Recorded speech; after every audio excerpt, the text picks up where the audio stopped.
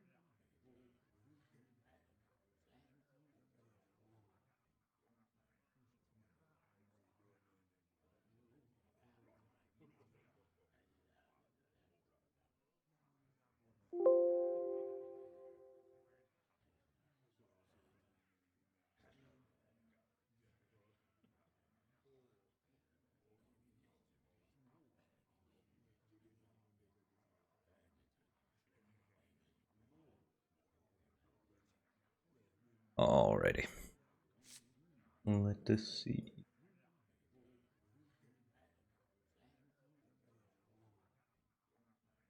Then over here, then.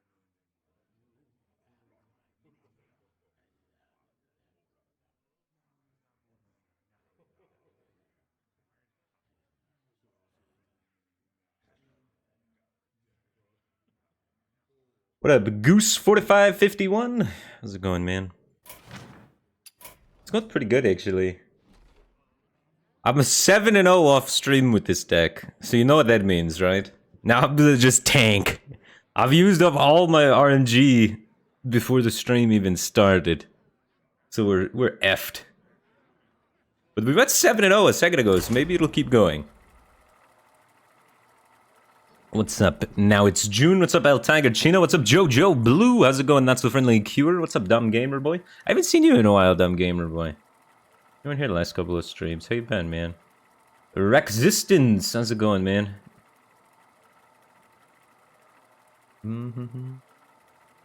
What's up, Methix and Be All Pepper? Big bell pepper, but it's being all the peppers. The Brad Simpson Jr. What's up, Ziggurat? Here we go. Malfurion. I must protect the wild. I'm into this hand. Coin Breath of Dreams into Gidra.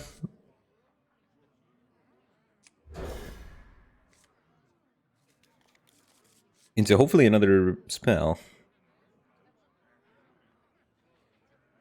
Maybe a nice little Coin Gidra and Coin Breath of Dreams into Gidra into Overgrowth.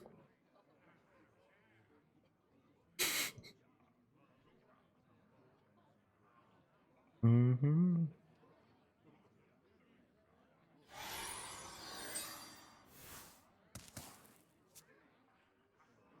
does this deck gain from being Highlander? Lots of stuff. Namely, Zephyrs, Forest Warden Almu, and Dragon Queen Alexstrasza.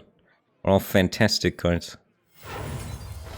I really like At Least the Enlightened. At Least the Enlightened makes me happy. What's up, Usilitos? Welcome back for 5 months. Appreciate the support. Glad to have you here. How's it going, Blastoise? Blastoise made the original Highlander Druid, right? That's why he's here.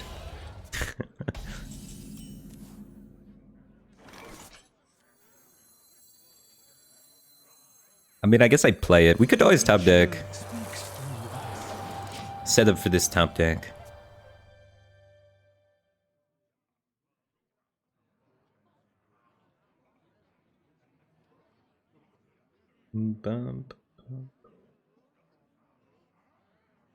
What is my rank? My rank is 1,169. Pretty nice, right? Or it's CCE, Die, and C. One of the two.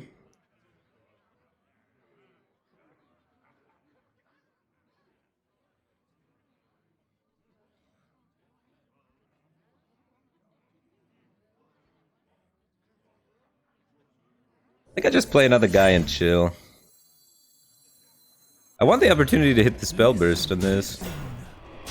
But Innervate at least was kind of tempting.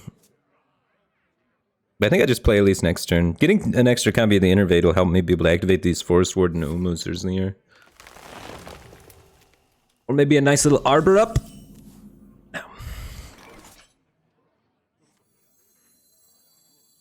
The downside if I do this is I'm not drawing additional cards. The upside is next turn I get to do a lot of Omu stuff. Need a hand, Explorer?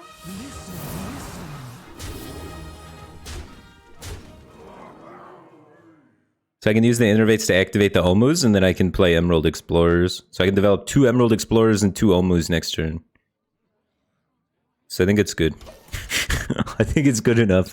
Mr. Plow, that's my name. Welcome back for 14 months. Appreciate the support. Glad to have you here, dude. So yeah, we're overdrawing 1, but at the end of the day, I think it's worth.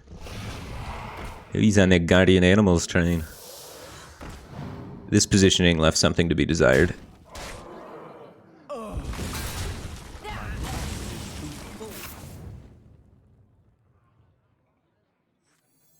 In time, you too will bloom. Never bloom. I kind of need to kill that, though.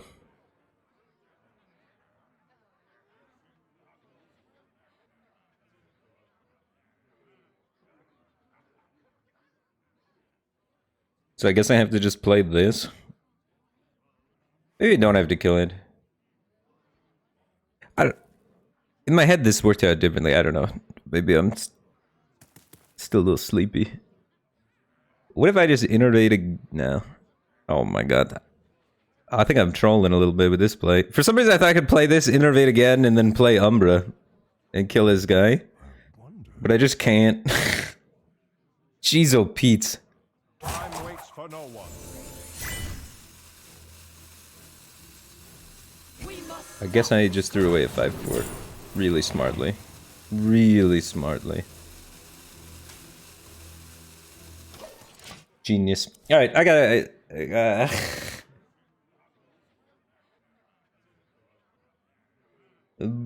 Vods or Chino, thanks for the prime. Glad to have you here, dude.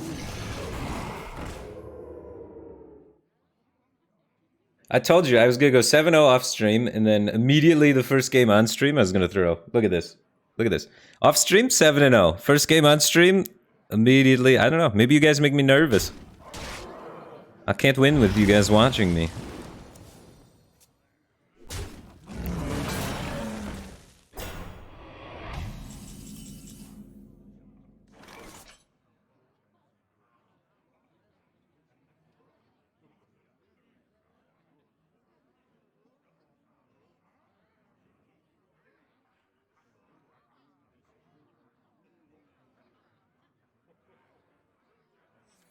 What to do? A simple spell. Deal 2. So I can run 1 in here in hero power and deal 2 and kill the other one.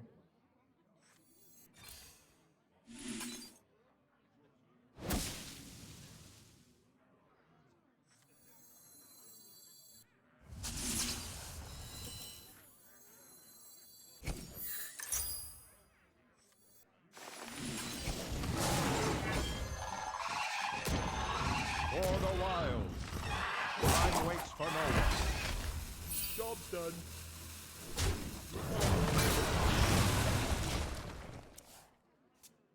Okay.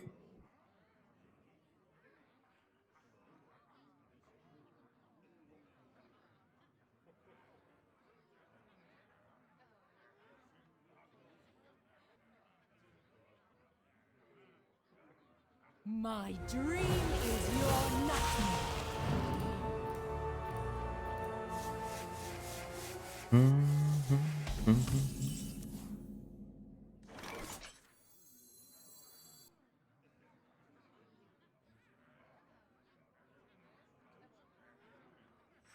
We must stop this corruption.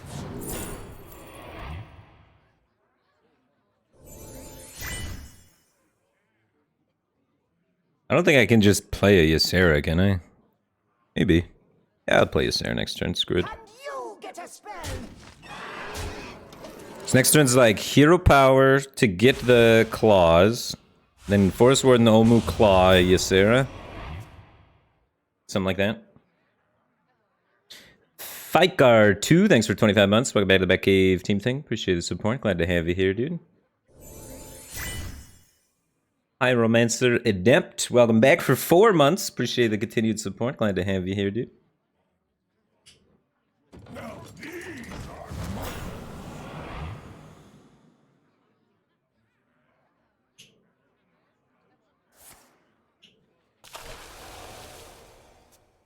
I think new Ysera's worse or better? New Ysera seem better. They buffed the Ysera cards, and you get them all at once instantly. It's Battle Cry, right? They seem nuts. New Ysera seem way better than old Ysera.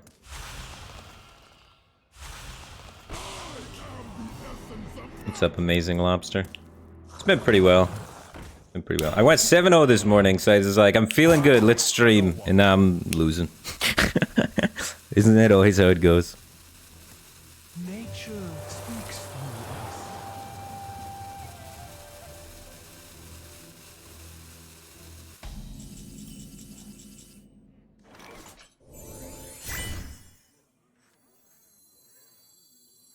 In time, you too will bloom. For the wilds.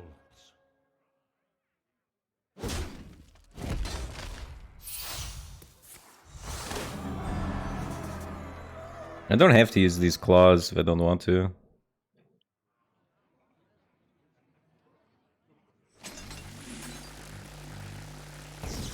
Ever bloom. I dream in the world's firmament. Can you get a spell?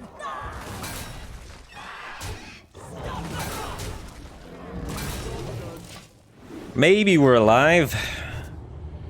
The Ysera Awakens is good.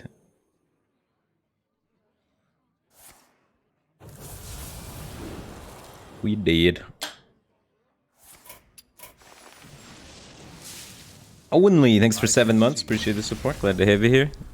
RIP 100% win rate. Literally first game.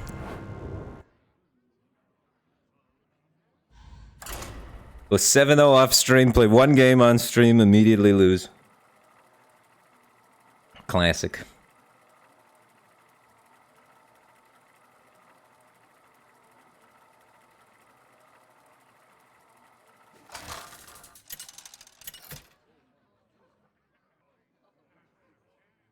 Malfurion versus Arthas. For Lordaeron, I must protect the wild. Sputherton, thanks for 2 months. Welcome back to the Batcave Team Thing, man. Appreciate the support. Glad to have you back. Alright, let's find some mana ramp. He keeps 1 card. Alright, we got Breath of Dreams and a Dragon. We're ready to go.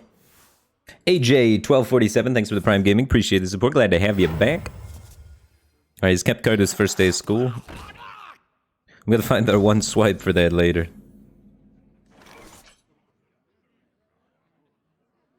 In fact, coin it, I could potentially play Wild Growth or Speaker Gidra or Dreaming Drake next turn. I don't really want to play any of those necessarily. So I think I'm just waiting. I guess worst case, I could do Eagle next turn if I miss. So maybe it's better just to not float this mana. But at the same time, like, saving the coin for bigger, you know, huge plays can be good too. But I guess I'm not mad playing Rise and Win. Poison Noodle, thanks for 3 months. Welcome back to the Batcave Team Thing. Appreciate the support. Glad to have you back, dude.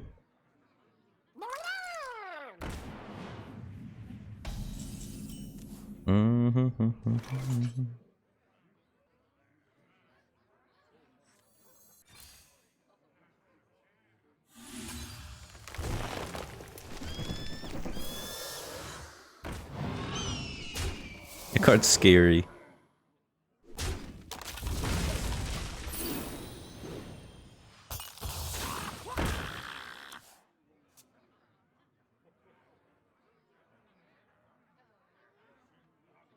Yeah, next turn I can hopefully innervate Arbor up and still hit something with it. They're not trapped. They're my friends. Or maybe we just draw a swipe. One of the two. Reporting for duty. Or Zephyrs.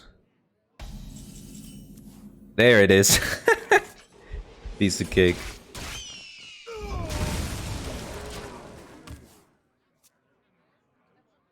Alright, we're getting back on track. The good luck's coming back, guys. We're gonna be always lucky now and forever. Hey, loser! Oh no.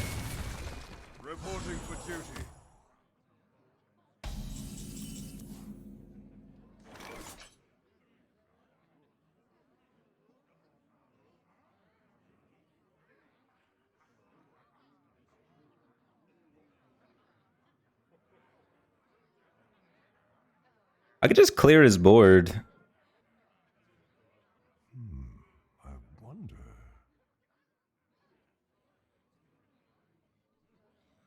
Yeah, what if I just try and tempo him? Like, what if I just do this, Umbrella Hero Power? It's pretty good tempo versus Paladin.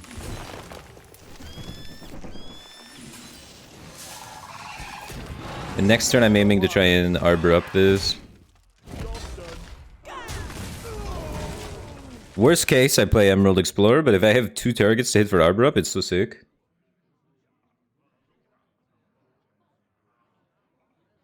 Hey, sexy mama, how's that hair doing? Is that the real toast in chat?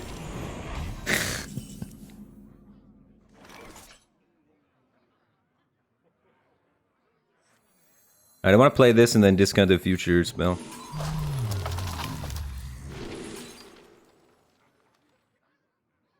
Strength in numbers sounds decent. And guess your weight also is decent. I can play guess your weight next turn along Explorer, so it's probably that.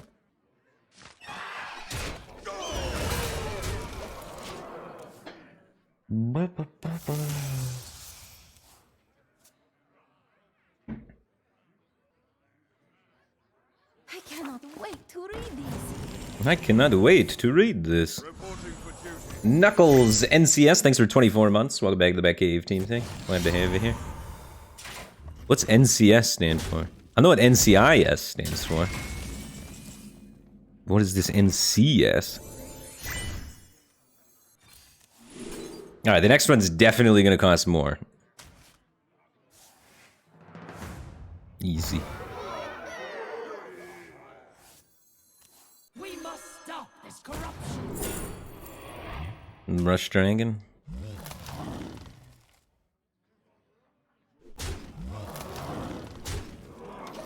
I could have maybe denied his buffs by attacking one and then innervate hero powering the other, but 8 damage felt good at this point.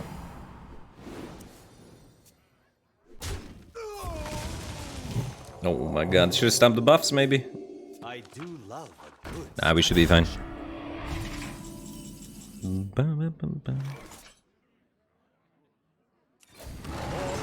Easy. They just out-tempoed that paladin like it was nothing. Max tempo. Kerbabble, thanks for the Prime Gaming. Appreciate the support. Glad to have you here. Dude, you guys got off the hype train. Feels good, man.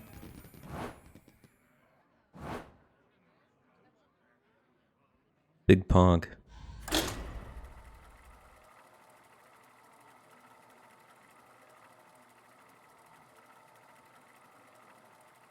That's pretty cool, man. Lots of support this morning. Feels good. I'm feeling the love. What day of the week is it? It's Monday, right? No, it's Tuesday. Feels good. I was gonna say, we're starting the week off really nicely. Feels pretty cool. This guy is totally toast. The actual Disguised Toast just subscribed for 5 months, guys. Everybody welcome Disguised Toast to the Batcave team thing. I must protect the wild. Wait. Did we just see this? This is breaking news in chat. Swag YOLO 420 Weed Scopes is stoned. Who would have thought? There's no way anyone could have guessed that that would be true.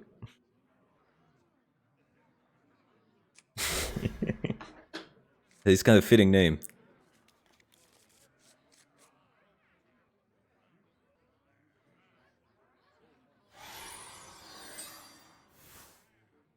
Overgrowth in the Druid Mirror? Are we doing it? He's kept 2, so he probably has it too. So let's not get too excited. There's a little bit of excitement. If he's token, we're gonna have maybe some issues. Because this hand seems a tidbit slow versus the token druids.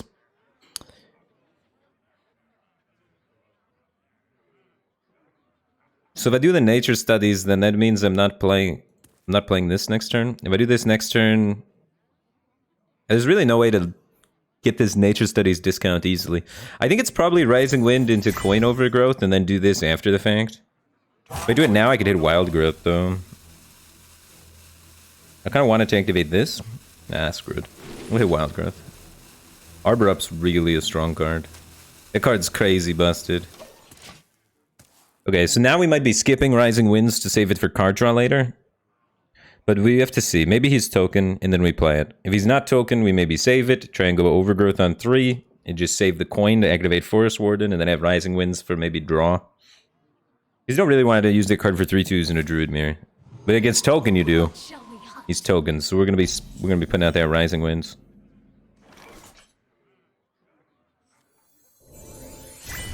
I could do 2 Rising Winds. Nah. If we do 2 Rising Winds, then I'll have no play for next turn, so I have to wait and then try and coin Overgrowth. But getting a 3/2 out there just to contest this stuff's not terrible. Bump. Adam B52, like the airplane, just subscribed for 9 months. Welcome back to the Back A team thing. Glad to have you back, dude. And Chewy01, thanks for the Prime Gaming, man. Glad to have you here.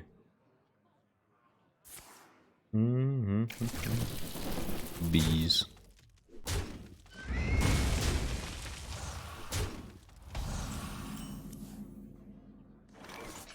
We are way too vulnerable to buffs. They don't play like Soul of the Forest, but even just like a +1/+1 buff would destroy me here. So I think I have to go with this swipe. It's either swipe or I could have went Rising Winds for an Eagle and then broomed it. But we probably can get more value out of the broom later. Rushing like this Forest Warden. Or doing like an Arbor Up broom turn.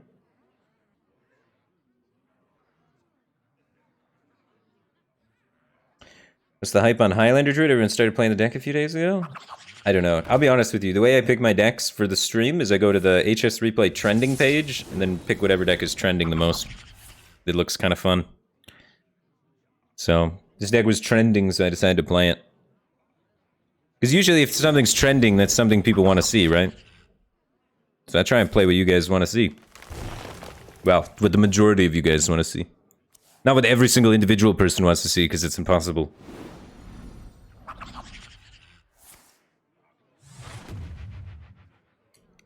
I just used a swipe. He held back the Gibberling until I swiped and then played the Gibberling. Guy's a god tier gamer. If I didn't swipe, it would have got killed by the Power of the Wild, though. But yeah, we're dead. Just a nutty start from Token Druid.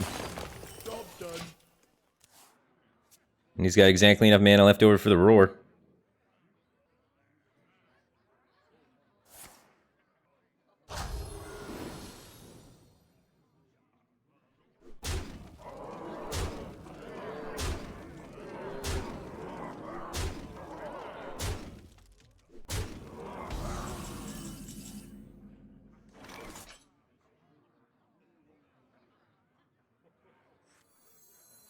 In time, you too will bloom.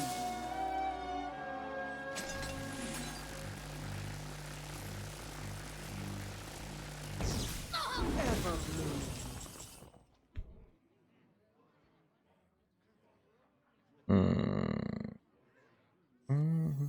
So we only get 3 attacks, so we're dead.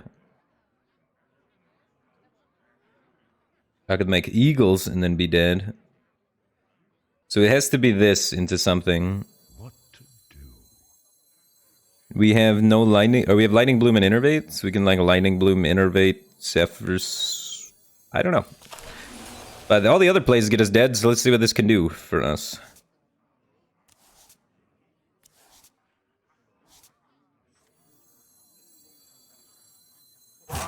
I cannot think of a card that saves us here. Maybe Zephyrs can. No, Zephyrs cannot. Job done. I concede.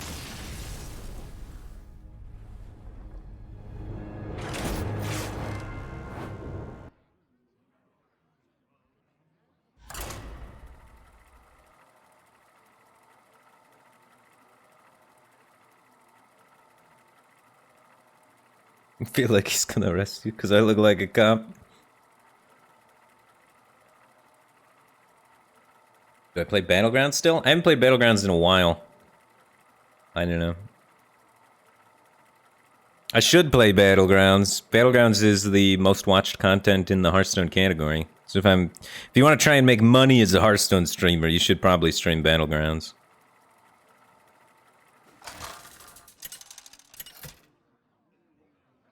But I don't know.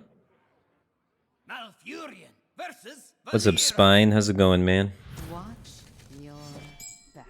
I must protect. Alright, here we go. Rogue. Early game stuff. Think small. Small mana cost.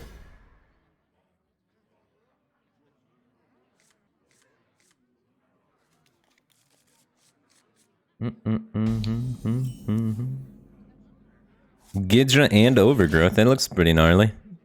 No Zephyrs or Wild Growth, though, so can't be too happy. If you start settling for this mediocrity, and you don't complain to your deck when it just draws an okay hand, Care to make a wager, friend? then your deck's never gonna offer you the good hands.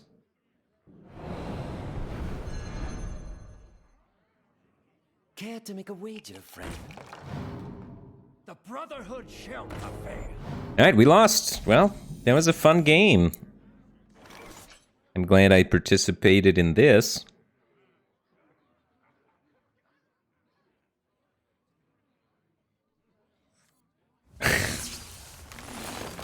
Job's done.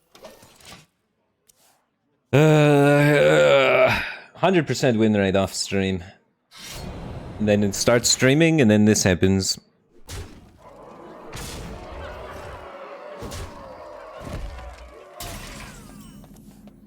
Cool.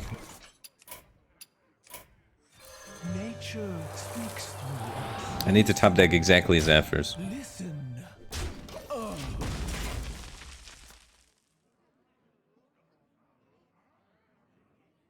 Turn 1, 10-10 Edwin.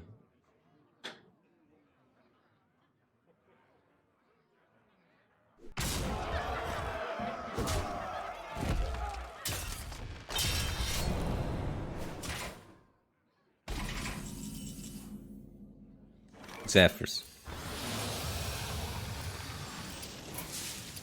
I concede. Is deck any good? Yeah, the deck is fine. No deck can beat... or very few decks can win against a turn 1, 10-10 Edwin and a 3-2. And the guy didn't even have to spend any cards on it. The only card he spent was a Shadow Step. It cost him 1 card, and he was able to play a 2-mana 3-2 and a 10-10. It's crazy. SCH222, thanks for 22 months. Welcome back to the Batcave team thing. Hi, David back. Malfurion versus Gul'dan. Your soul shall be mine.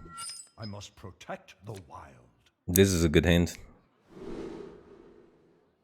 Solar Eclipse we kind of want later. Arbor Up is not bad just to play on curve. Card's so much stats. Yashiraj cost him maybe a bit too much mana. Are you excited for the new expansion? I am excited for the new expansion. I'm more excited for the core set stuff. That seems more interesting, honestly, than the new expansion.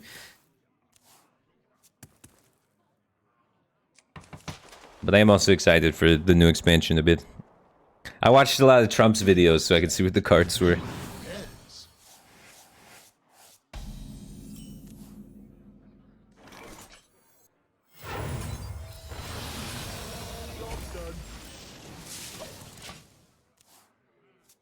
Will I play the classic mode? Yeah, of course I'll play the classic mode.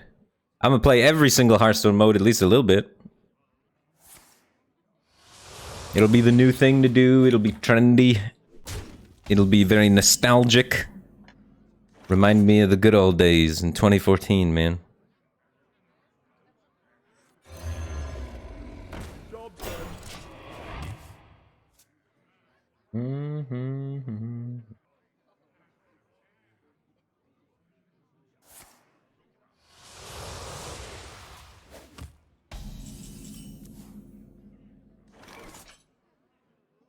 Alright, get this down. Trying to Arbor Up next turn. Nature speaks. Take this trade. Maybe even play this Broom. The only thing I'm worried about is my opponent being able to 1 mana sacrifice his guys to kill my guys. or 4 mana kill a random guy. And so we're lowering the odds that that's going to hit our Ghidra so that we can arbor it up.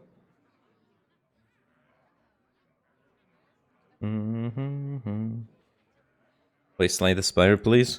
I want to play some Hearthstone because when I tried playing Paladin... Oof. When I was playing Paladin earlier, I didn't really get any good content to make YouTube videos out of. So I want to try and make sure I get at least a good Hearthstone YouTube video before I move on to Slay the Spire. But we might play Slay the Spire today.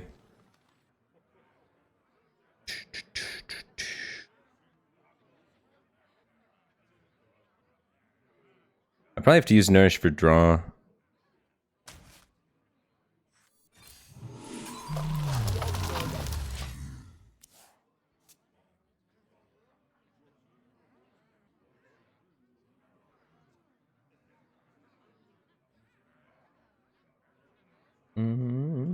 Oh yeah, I'm doing a Hearthstone rap video thing. I forgot I signed up for that.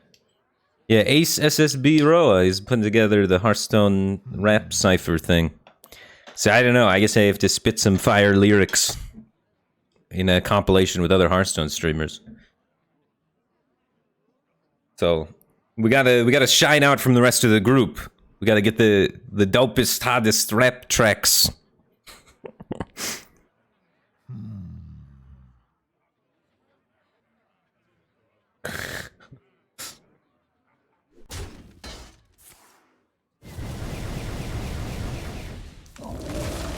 Yeah, we gotta drop the fire bars. Remember my last rap? My last rap was bad. I'm not a good rapper, guys.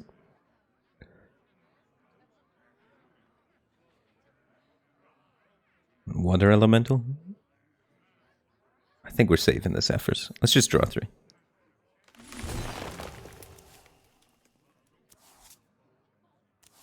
We could have ramped, played Zephyrs, and looked for Tyrion, maybe, too. That was a decent play.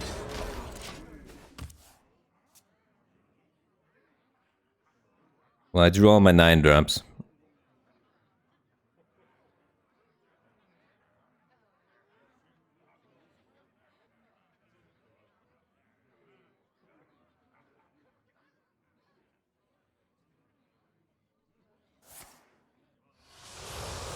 They have music experts to help? I didn't even know that was part of the deal. That's kind of cool. I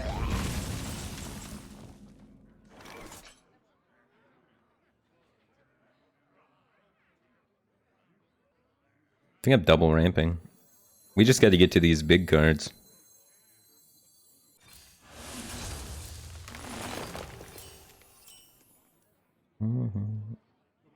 Next turn I want to play Dragon Queen Alexstrasza so I can get this effect. I have to play this too. I have to play the Zephyrs. Because once I play Ysera, the portals will be in my deck. And then we'll make it so that these Highlander cards will no longer work. So we have to play them now. So we get our Tyrion. Then next turn I can either play Tyrion or I can play Dragon Queen plus the Dragon. I'm looking to try and play Dragon Queen plus the Dragon into Ysera plus the Dragon. That's the goal. But if, you know, panic has to happen, panic has to happen. And then we can maybe Tyrion plus Bogbeam plus Lunar Eclipse or something, you know? I will act as your steel.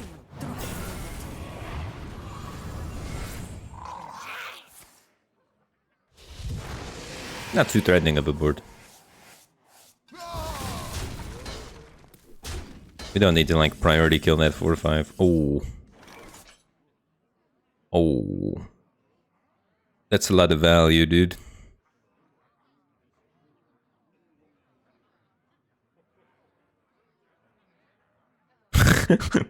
He will never outvalue this hand. Do we just do it? The double Tyrion, double Ysera, double Dragon Queen? No. Here's what we'll do. We'll do it this way. I'll play this first, and then we can copy the 1-mana dragons, probably. Because we don't want to play a 9-mana 8/8. We just want the 1-mana dragons. So we'll do this first, and then we'll get the dragons, and then do it next turn. Life and hope are worth fighting. Alright, they definitely don't want to play Nazdormu.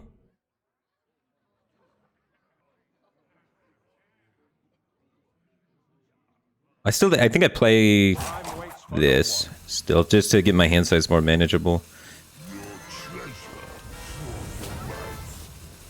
And then next turn I can like play some cards, play at least play 2 Nazdormus, you know, whatever it takes.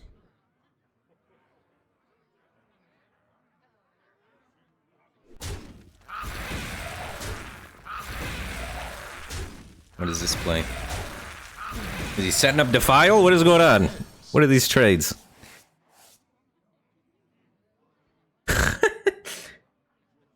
Oh, let me turn off that Moobot thing. Put some soul into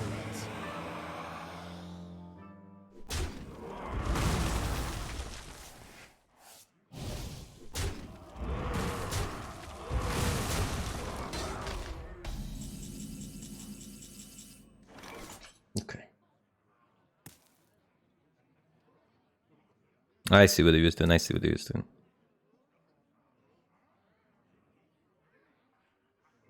We get 1, 2, 3, 4, 5. I have to like play some of these. I wonder.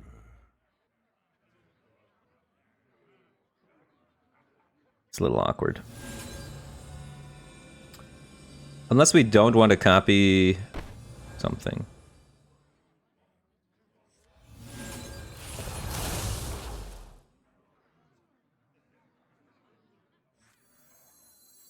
I don't get a second Nazdormu if I play it now. So I need to play this so I can get a second Nazdormu. Need a hand, explorer? In time, all things are possible. In time, all things are possible. I don't have a lot of tempo tools though. I kind of wanted to copy some of the tempo tools maybe. We have a lot of value, just no tempo. Yes, I will destroy. So if he's got a lot of plagues, he could maybe keep up with this, kinda. I guess eventually, theoretically, we should be getting a lot of dragons.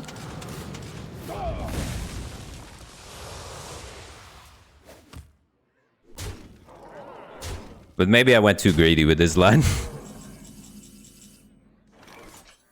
My dream is your nightmare.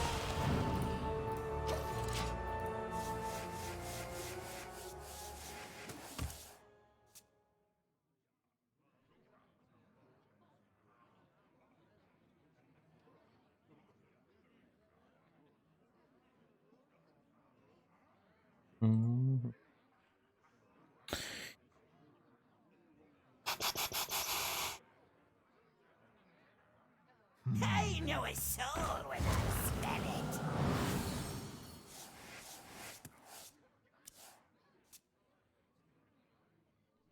We can like guess the weight Tyrion, I guess. Bones of the fall.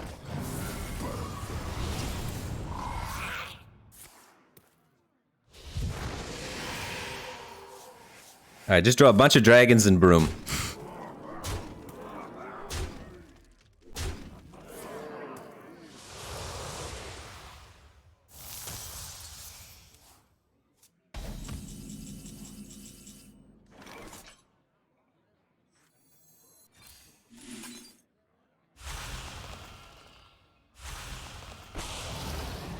Big. Where's broom though? This timeline amuses me. I want something to play that costs less, right? Yes, so let's do the next one costs less.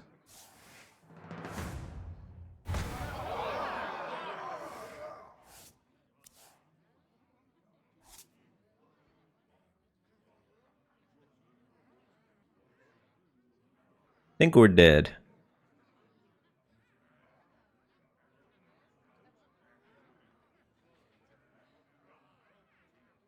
I mean, I make 2 taunts, but it's not good enough, right? What to do? Yeah, I was way too greedy with this. We're like, if we don't die here, we win the game, but we die here.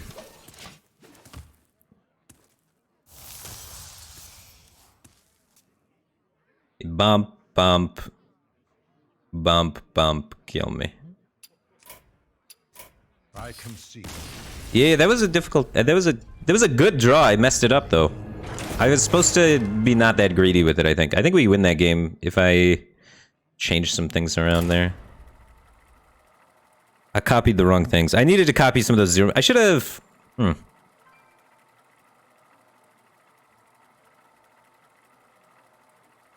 Maybe I should have just never copied at all. I think I was maybe supposed to skip copying altogether and just start trying to tempo out the bombs, you know what I mean?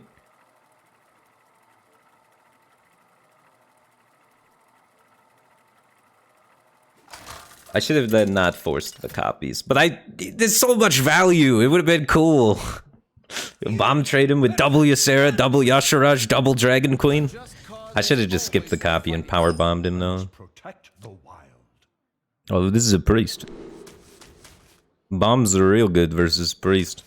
We just look for ramp.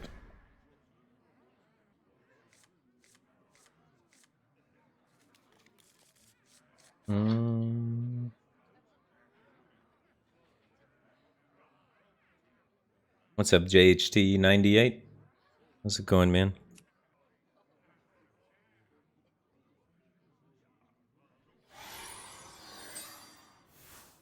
Am I offering Uber through my mustache? That's inappropriate.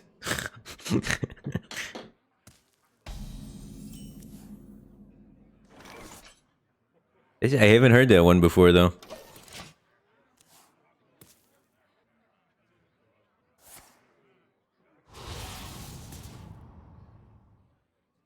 This matchup, we get to be really greedy.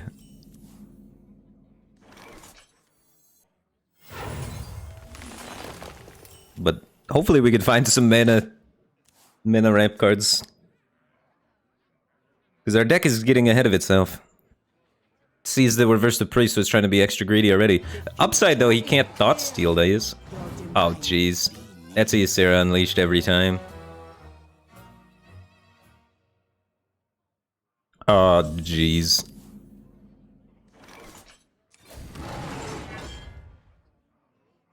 For the wilds. I'm hero powering next turn most of the time. So maybe we force him to heal.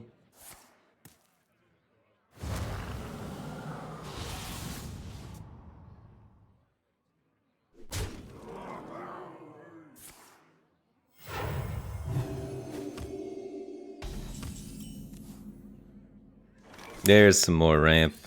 You'll love to see it. Ooh. I go like Forest Mord and Umo Innervate Center Onward.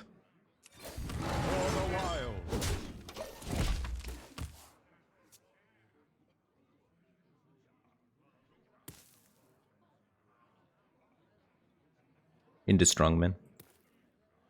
Big plays. We got Arbor up from my deck. That card's so sick. Oh my god, he thought stole a combo. What is this? In time, you too will bloom. Ever bloom.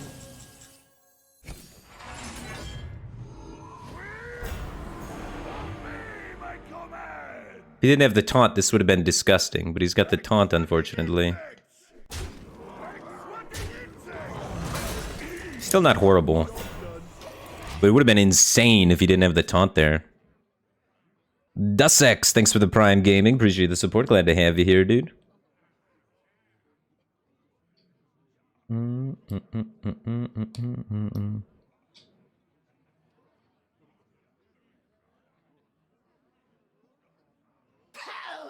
So I want to play Dragon Queen, and then play Ysera, then play Overflow, if possible. That'd be like the ideal sequence for these cards. Because once I play Ysera, it's gonna cause the Dragon Queen's Battlecry not to work. So hopefully I get some way to spend my mana.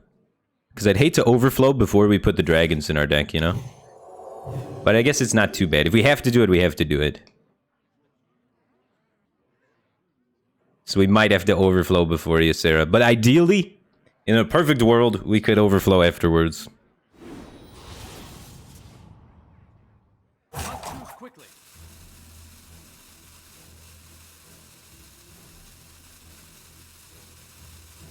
Okay. This went well for me. The board's trading evenly there after his Giga High roll. So I'm pretty okay with. I do want to kill this, I guess. This turn feels bad.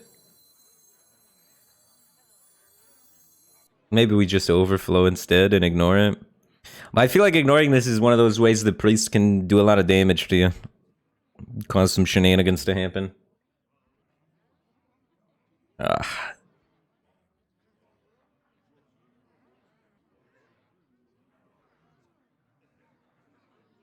Oh, do we ignore Veil Weaver?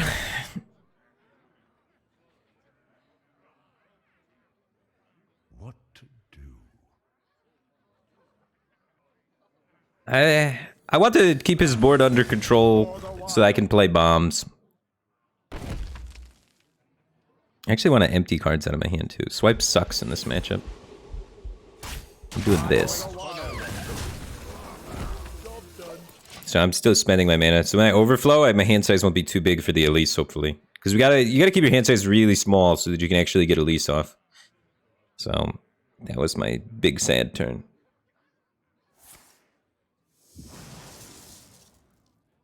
And I think I'm gonna go Ysera into overflow. I don't think we have time for Dragon Queen. And since we're drawing 5 cards off overflow anyway, we'll have other options besides Ysera. Then we get through all the portals, and then we play Ysera. Maybe even clone it.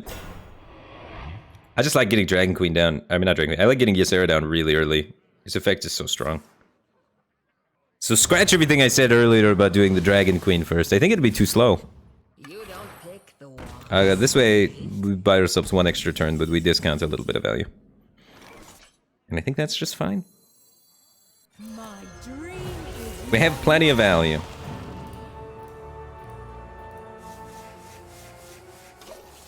Drain portals are just too OP. We put any more thought into playing StarCraft 2 with Trump. Is Trump playing StarCraft 2? I didn't even know. I'd played StarCraft 2 with Trump. Be kind of fun. I haven't played RTS games in a long time, though. I'm probably trash at RTS games.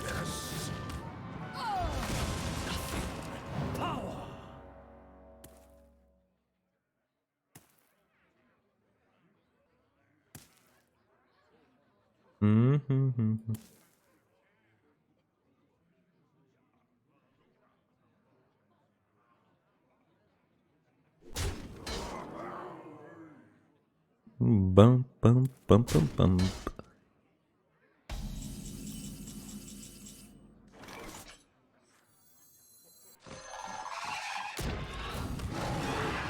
For the wild. Show me dragons.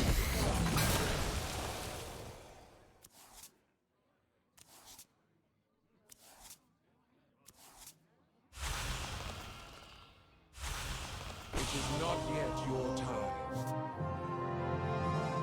I got nourished to keep drawing for more.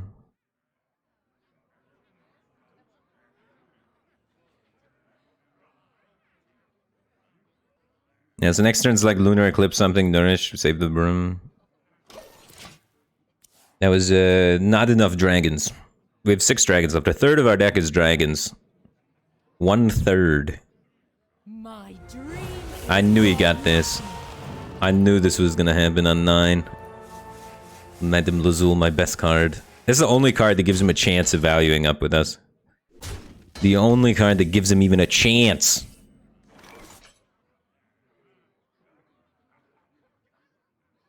Alright, I can just start with this, actually.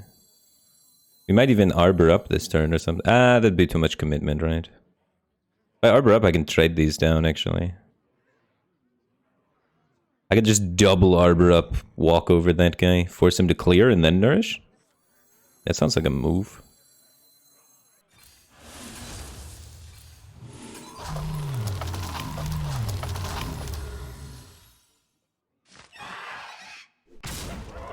This is now. For the wild. Now he big AoE clears.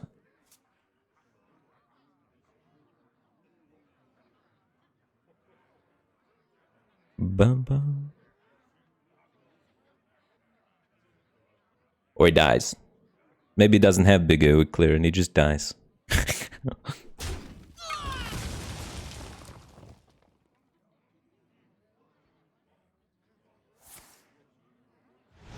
Oh, Hysteria is so good.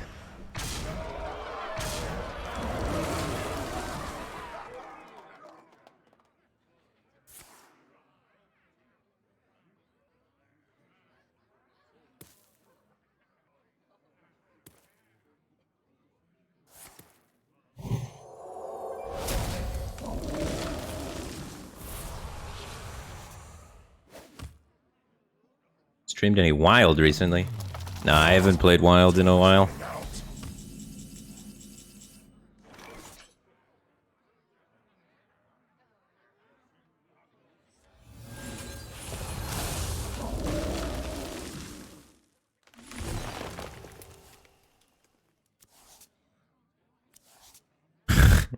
Game?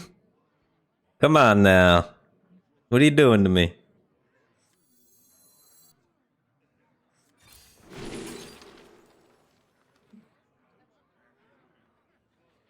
Bungle Fortunes is draw, but I think it's Roar is the pick.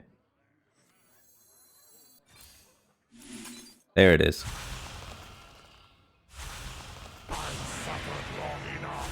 It's your turn now.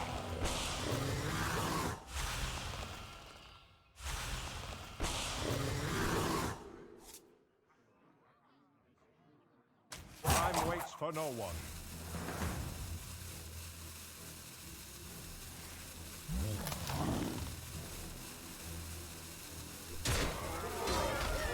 Wait, why didn't they give it to me? I said the next card is going to cost more. Didn't I?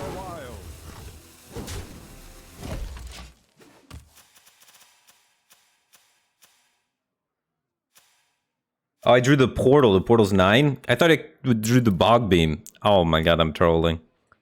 That's fine. I actually don't want to draw more cards though. So I think that's good. That could be bad. Alright, it wasn't. Cool, cool, cool. This is getting weird. I can still make dragons come out and then rush them with Broom though.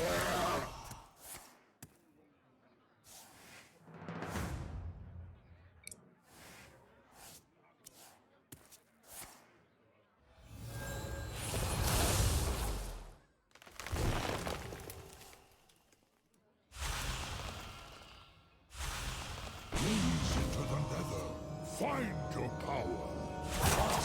Time is running out. I have too many cards. Oh, he burned a portal. Nice.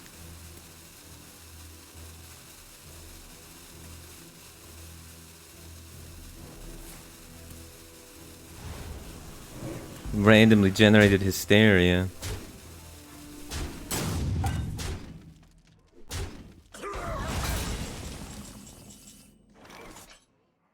Alright, we gotta draw more dragons.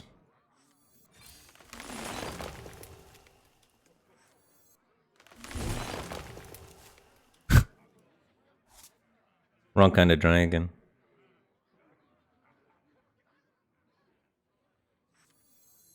We must stop this corruption.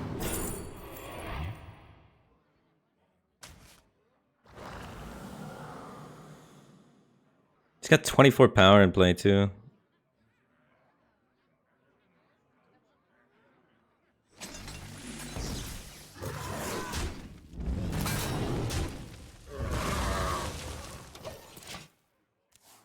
Oh, jeez. Yeah, him taking a Sarah is such a bummer. But we're... If I get the Zephyrs active, we can, like, Zephyrs clear. Hopefully I can get this... Draw the Dream Portals, Broom clear, clone the Zephyrs, Zephyrs clear, double Dragon Queen him kind of thing. What if... He also has swap hands at some point.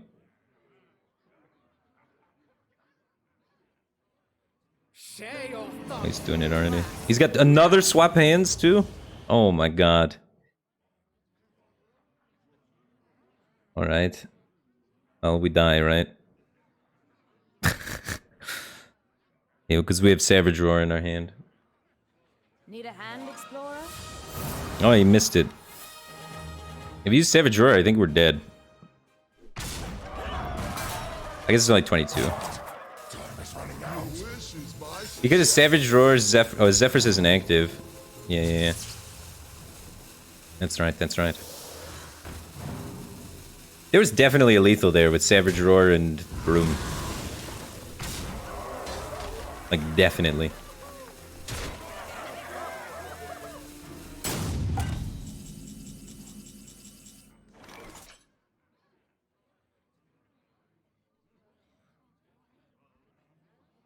So this is his hand.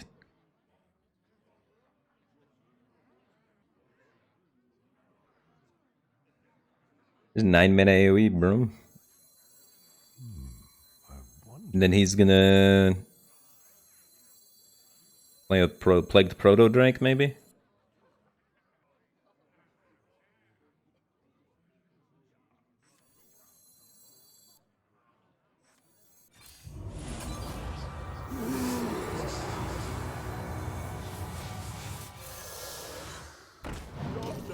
Yeah, there's no way I can do anything besides Plague, I think.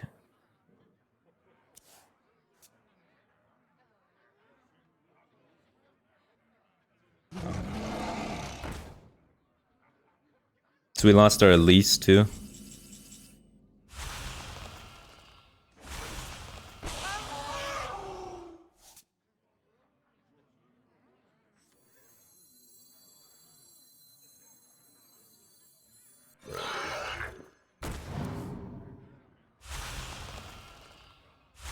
He didn't have Soul Mirror in his hand.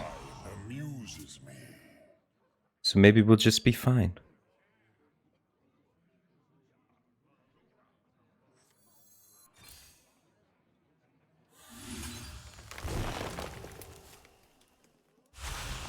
Highlander card is now finally active.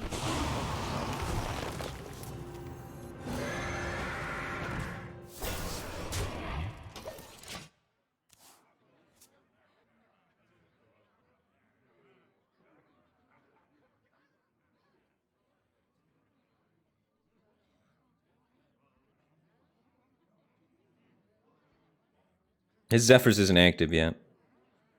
He needs to draw 2 more Dragon Portals.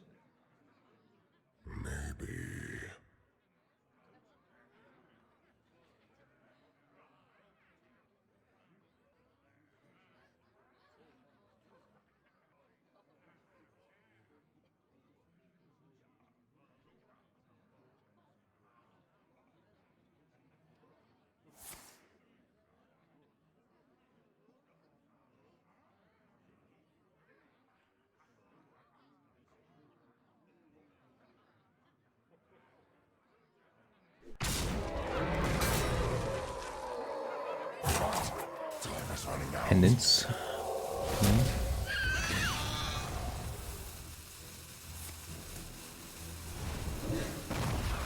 Mighty Death, a 5/5 instead of a 7/6. Oh, I see. They're both dead. I'm out of cards.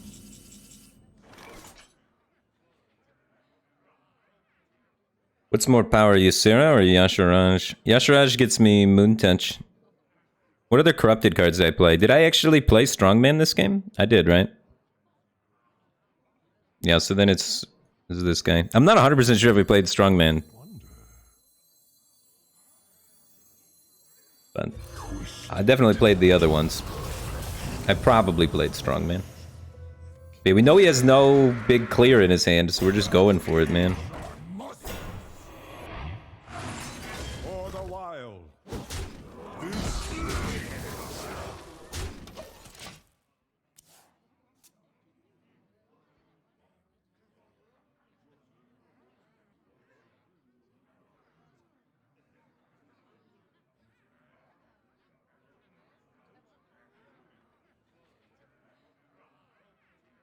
Well, he needs to draw the Dream Portals to play Zeph, but yeah. And he could top deck Soul Mirror. But unless he top decks, I think this is the best play. Just goes wider. Share your thoughts with the class now. I'm gonna take my Savage Roar so I can't lethal him with it. But that's gonna give me an active Dragon Queen and an active Zephyrs. Nature speaks through us. And he takes 1 point of fatigue damage. Surely this Zephyrs finds a way to kill him. I guess not. The Zephyrs could have killed that, and then he could have killed my 10-10. Wind Fury on the 10-10 is lethal. He panicked.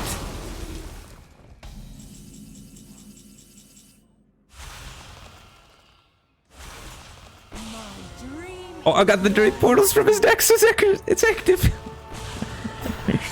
Man, he gave me some good cards. I feel like he enabled this win a little bit. Because without his help switching the decks, I think I would be in a lot of trouble. But both times when he switched decks, it gave me an advantage. Ooh, Blessed Champion. I never lethal people with Blessed Champion. What is he doing? Elusia's a tricky card. Mindrender Elusia is one of the most powerful cards in the game. But the thing about powerful cards is...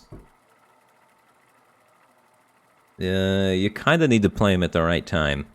With great power comes great responsibility. As Spiderman's uncle once said. And it looks like this guy let the power go to his head a little bit on that one. Malfurion versus Garrosh. Victory or death! I must protect the wild.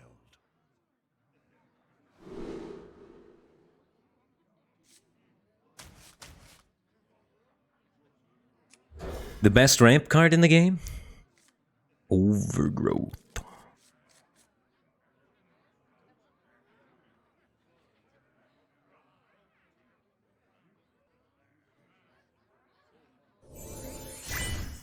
I think Michael Scott said that, actually. It wasn't Michael Scott's thing, like, always take the shot or something? He had, like, some basketball quote. You miss 100% of the shots you don't take. I thought that was the Michael Scott thing.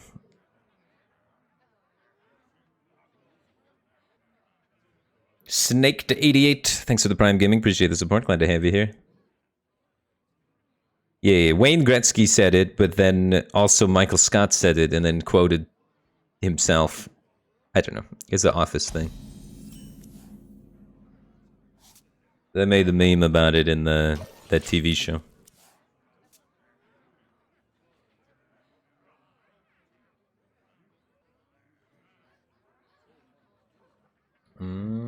Wayne Gretzky's a hockey player? Yeah, Wayne Gretzky's a hockey player. There's actually a famous Jeopardy thing, too, where somebody asked a Jeopardy question, and it was something about, like, the NBA or something, and one of the Jeopardy contestants responded Wayne Gretzky. So who knows, maybe he's a basketball player, too.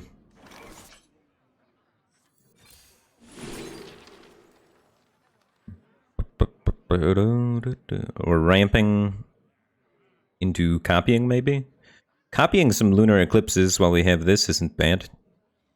Lunar Eclipses against Warrior, if he ends up being... He's got 3 kept. He's gonna do something aggressive. I feel it.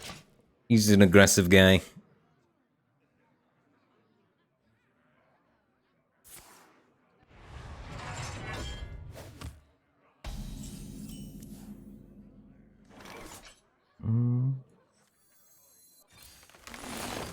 Job's done. We have a very defensive hand.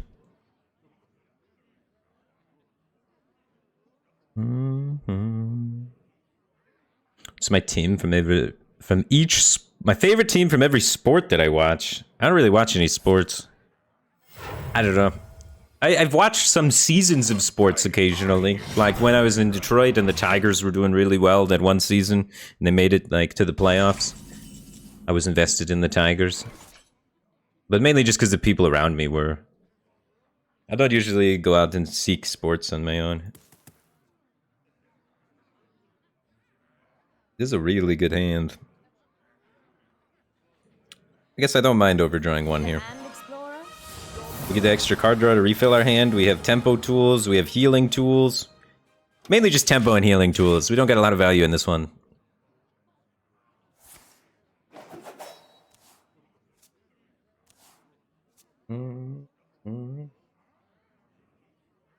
Red Wings? Yeah, I like the Red Wings. I watched the documentary about the... What were they? What was that documentary about the Russian guys coming over to play hockey and the Red Wings process of trying to recruit people from the Russian league to come play for the Red Wings? That was a cool little documentary. I forget the name of it.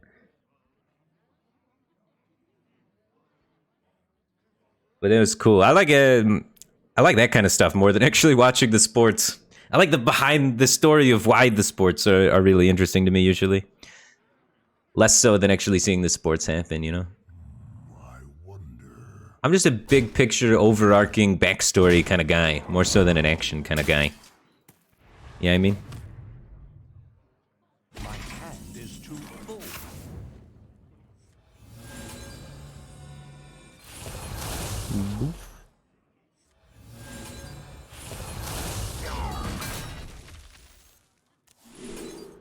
Next card's gonna cost more than that. But you better hope so.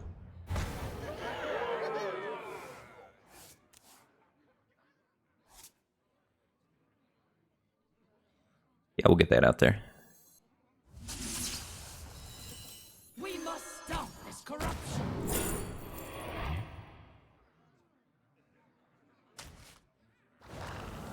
Hands off.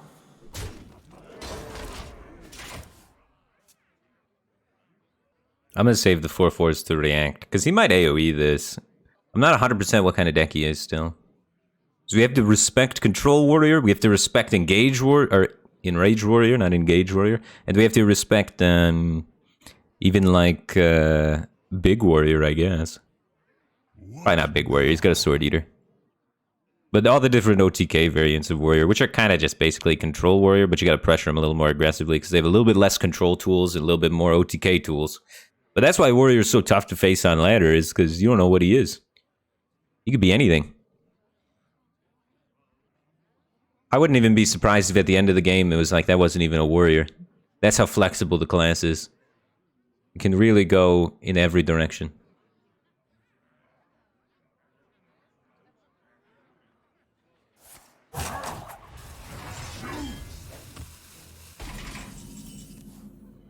Oh ho ho ho ho! Big value.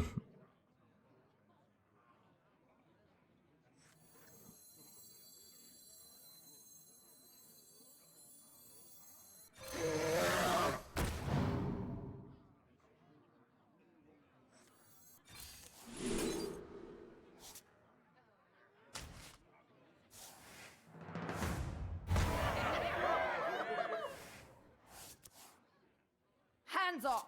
I guess I could have played Twilight Drake last. Whoops. -1 health on Twilight Drake. He will never forgive me. I'm sorry, Twilight Drake.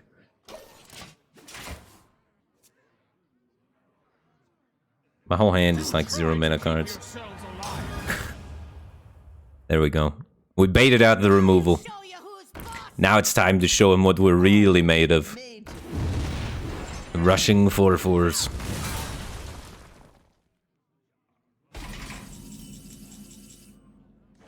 Alright, how do I play Nourish this turn? Play 2 Umbrals first, then Nourish. Can Hero Power too? Yeah, we can Hero Power. Hero Power that first. I could do more damage to him by killing that, then Hero Powering that. Take a little bit extra damage on the guy, but I think it's fine. We don't have to Hero Power, we could do this instead. Yeah, that's probably fine.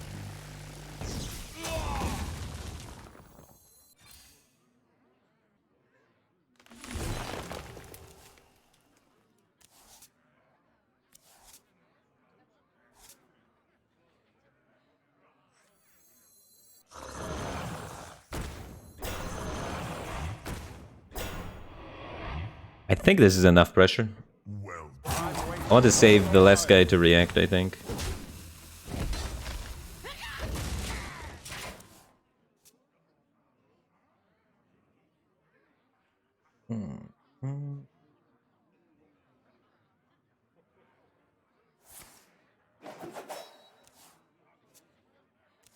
Bum, bum, bum, bum. Little X04, thanks for the follow, man. Someone's got Normally I don't read follows, but I thought that that was a sub message and I read it. But I don't feel bad about it, because I like Little X04. Thanks for following, man.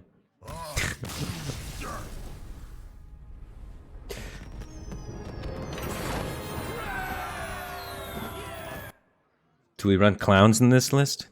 Do I look like a clown to you? No, there's no clowns in this list. I feel like there's enough 9-drops, you know?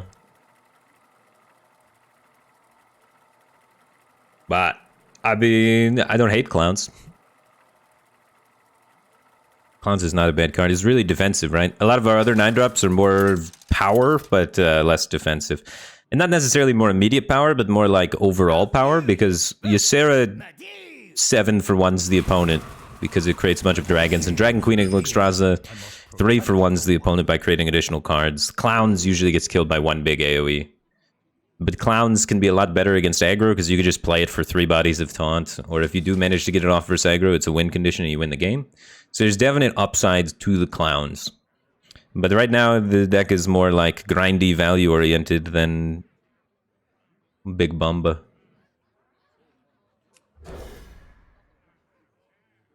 Ba, ba, ba. Clowns can't be corrupted in this list? Yeah, they can. Play Yashrush. Easy.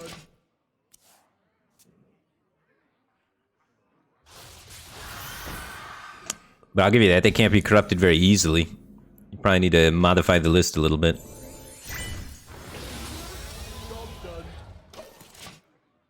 Spine just gifted a sub to Little X04. Welcome, Little X4, to the Batcave team thing. Appreciate it. And then Spine subscribed for 8 months. Thanks for your generosity. And then thanks for subscribing, man. Welcome back, Spine. Glad to have you back, dude.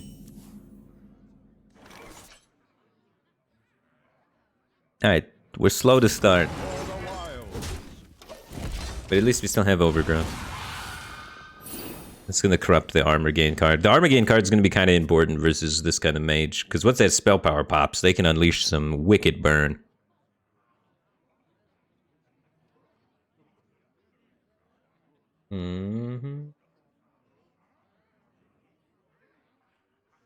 Thoughts on Malagos no longer having spell power?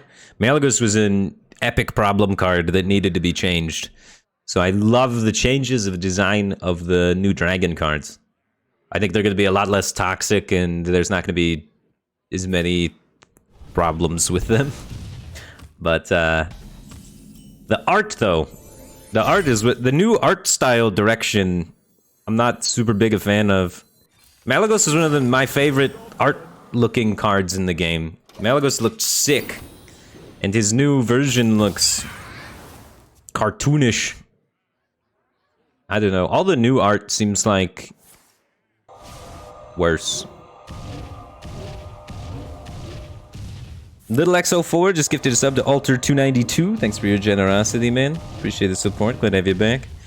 Yeah, but I mean, I guess they have to change the art because they're changing the card, but still. I have a golden Malagos, and now he looks lame once the changes go through.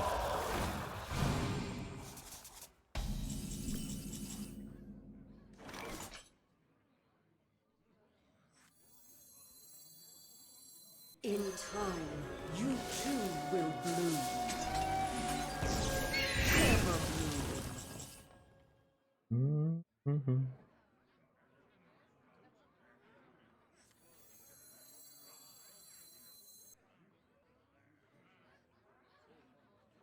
Yeah, I think I just play all my minions. I could save this to try and get it cheaper. Just do this. Yeah, okay. For the wild. Double armor was kind of tempting there too, but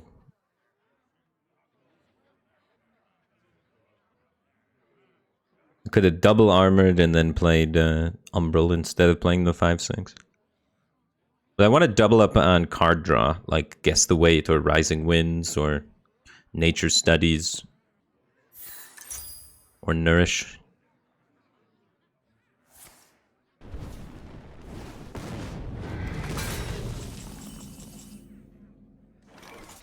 Ooh. That's good. Explorer?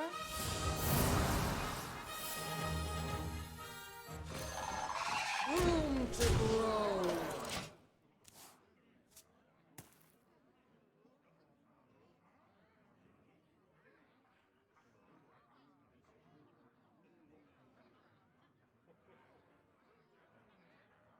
I have a favorite Hearthstone song. All the Hearthstone songs are pretty good. Honestly, the music for all the expansions isn't. None of them are too bad. Ooh, big draw.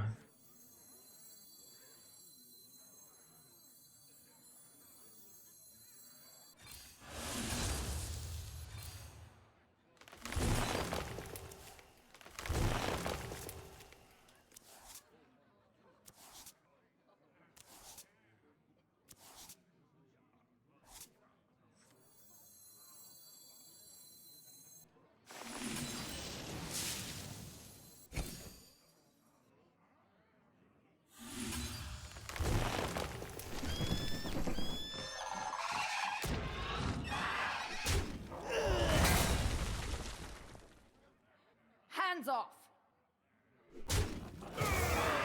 Room to grow. Yeah, we're looking pretty stable, honestly.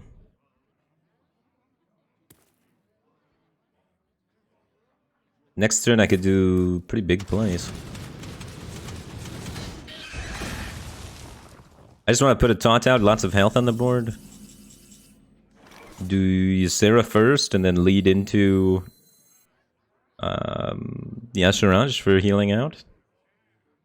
Seems good to me. My dream is your night. He's already used one Fireball and double Arcane Missiles. So a lot of his burn has been exhausted at this point. As well as a Mask of Cthulhu getting played now. So we're kind of turning the corner at this point. And then this is going to give us another 6 life gain. And another 6/6 taunt. And also a Dreaming Drake.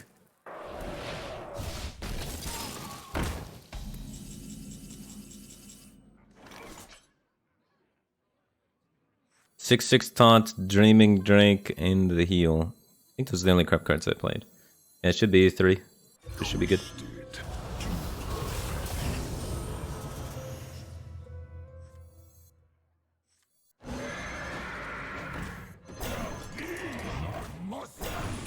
And then when we play the second Yasharaj, it's going to give us 2 of each of those. So it's going to be kind of disgusting if we have enough hand size. That's why Yasharaj is so sick in this deck, because when you copy things with Elise, you start getting massive Yasharajas. Alter 292 just gifted a sub to JSpark17V2. Thanks for your generosity. Man, that's pretty cool. Everybody's paying it forward. Everybody's so generous today. Feels good. Uh-oh.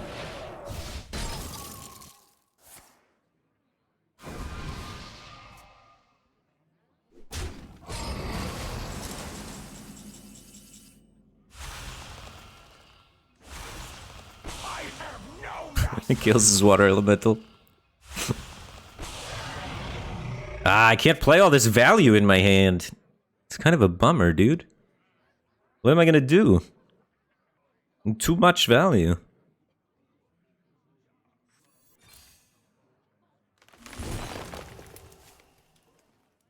Oh, here we go.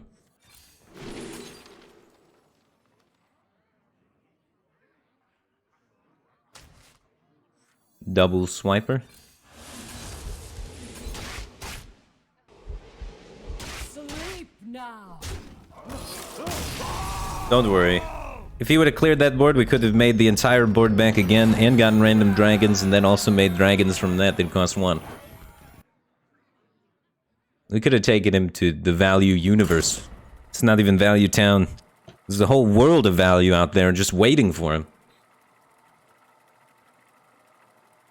Any advice on not tilting? Usually taking breaks is my favorite way not to tilt. Furion versus Or playing with friends is a really good way not to tilt. Usually, if I'm not streaming, I hang out in a call while playing games. Just with like a Discord server or something. Just kind of talk with people while I play.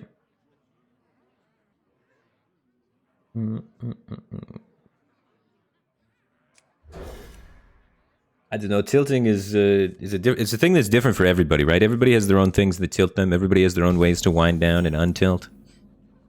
So it really depends. You just gotta find something that works for you, right? When I get really tilted at just like general life stuff, I like to take a bath and de-stress. I like to light some candles and take a bath. That's how I deal with big life tilt.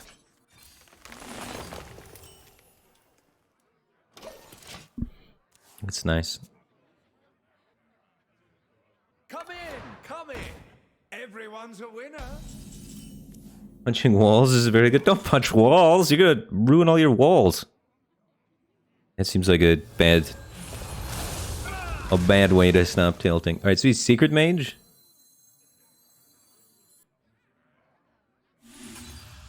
I have card draw from Wrath.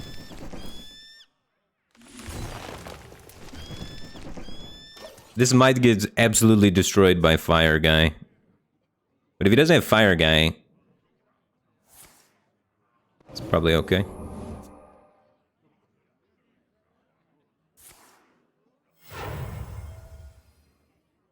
You're not ready for this.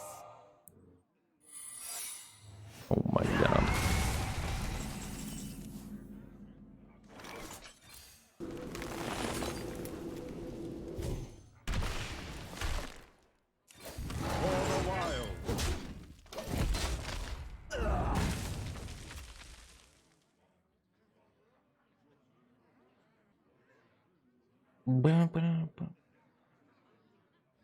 I tilted the other day. It was 2 days ago. I tilted playing that N'Zoth Hunter.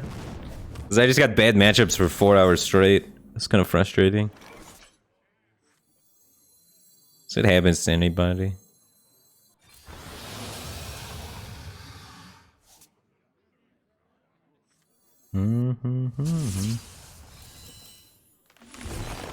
Job done.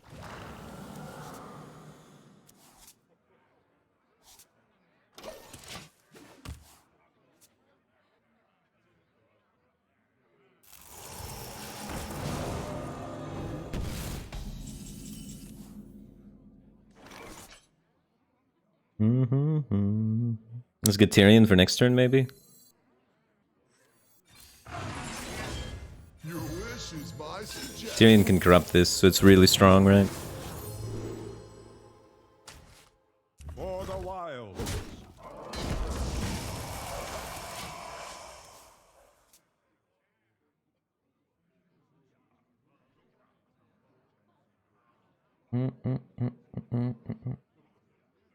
What makes something real?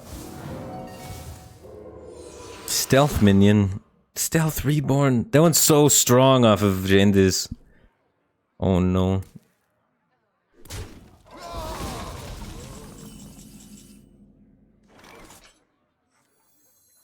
Put your faith in the light.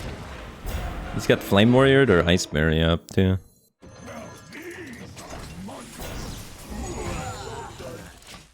We got 2 cards in the corrupted pool for Yashiraj, so that's pretty good. If we can clone Yashiraj, should be really strong.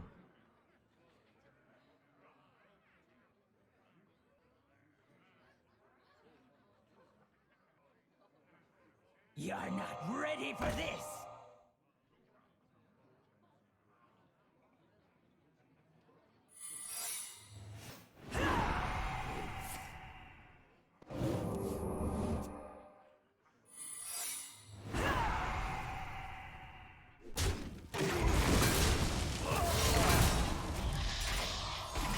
Place to hide.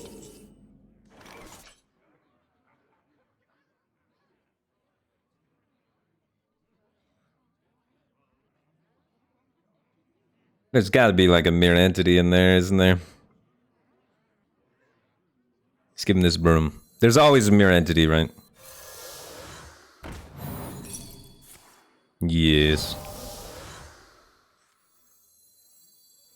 We must stop this corruption. The twins. For the wild.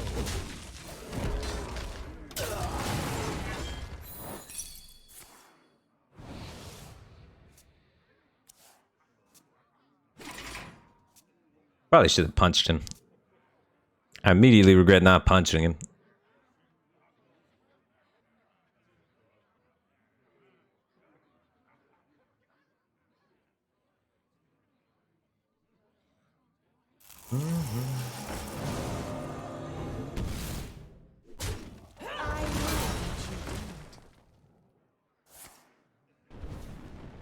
That Twin Tyrant is a beast.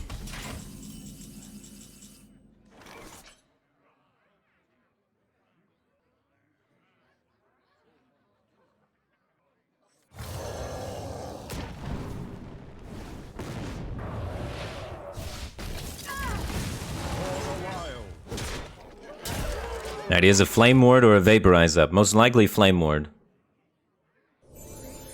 Mick Needles, thanks for 5 months. Welcome back to the Batcave team thing. Glad to have you back. Really enjoyed the Slay the Spire and Hades content. We'll be seeing more varied games soon. Yes, I plan on streaming more Slay the Spire. I don't know, I don't have any hard plans to stream Hades, but I want to get ahead on my YouTube content, though, because I want my YouTube still... The Slay the Spire stuff isn't taking off on YouTube, but it's doing pretty well on Twitch. But I still need to be able to provide content for YouTube, so...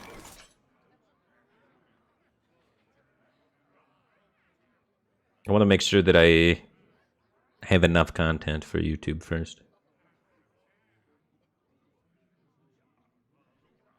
If it's Mirror Entity and I play this, I'm just destroyed. What to do?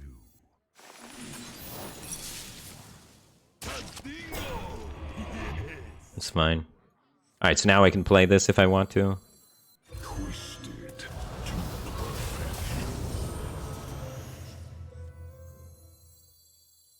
Now these are must for the wild.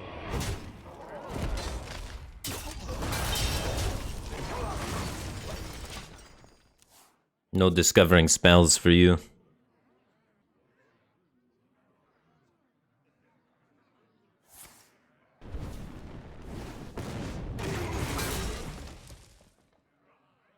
Yeah, it's kind of interesting. My YouTube audience is very different than my Twitch audience. Who would have thought? Different people use Twitch than the people that use YouTube a lot of the time. And then there's some overlap, but there's a lot of differences between Twitch and YouTube users.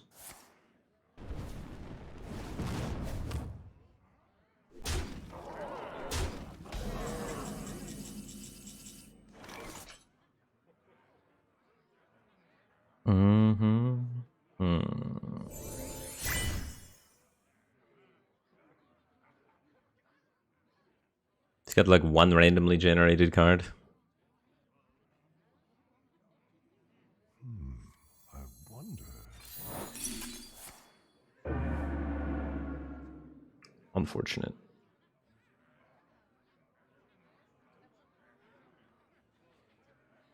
I don't want to get pyroblasted. So I'm going for this then.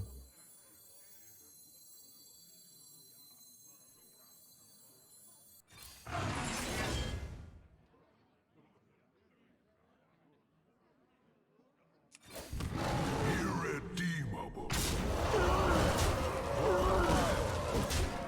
I wait for no one.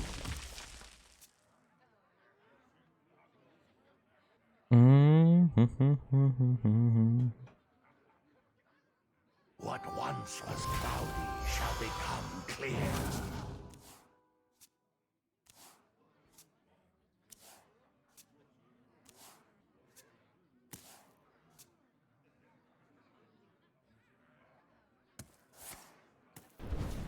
It's both fireballs. And both fireballs on a stick. So all of that stuff is done. In time, you too will bloom. I should have popped the flame ward burst. Whoops.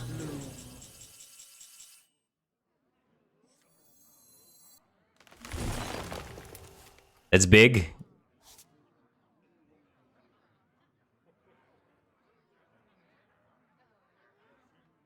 I guess I'm just trying to full value him because I'm giving up this 10-6 to trade. We're just trying to fatigue him. It's a simple fatigue plan. I could have actually just not attacked at all then if I'm trying to fatigue him because we never have to pop Flame Ward. Alright, this is getting real sloppy. I should have just never attacked at all after we decided that we were fatiguing him. Because now my minions are much weaker and I have less pieces for trading with his pieces. So this was a bit of an error. I think we cost ourselves some percentage points. But at the same time, now we have maybe threatening lethal a little bit better. Because he doesn't know. Maybe we have a swipe in our hand, right? So even if he kills the 5-1, we still have lethal, maybe. So alright, there's some upsides to this play, but I think it's probably on average worse, because he's very likely to have a second Flame Ward, right? Which then can stop the consequences. We have many secrets. For free. So there's the second Flame Ward, maybe. He's pinging my 5-1s, maybe it's not second Flame Ward. So we have 15, 16 damage. Ooh, that could be counterspell. It could not be counterspell, though.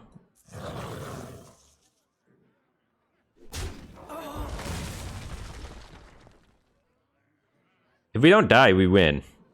That's just the truth. So let's do this. Darn it.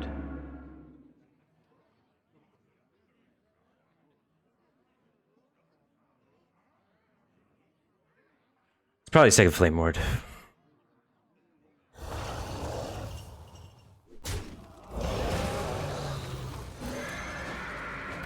Job done.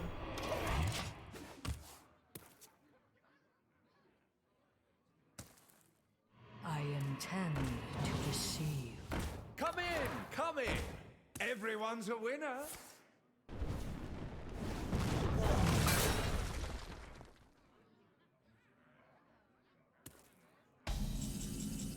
That's a big one.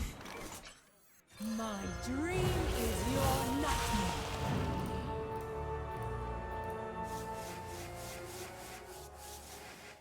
The first signature play each turn costs 1, doesn't matter, so let's kill these guys. I'm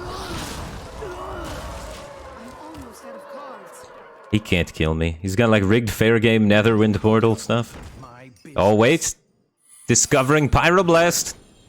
The out.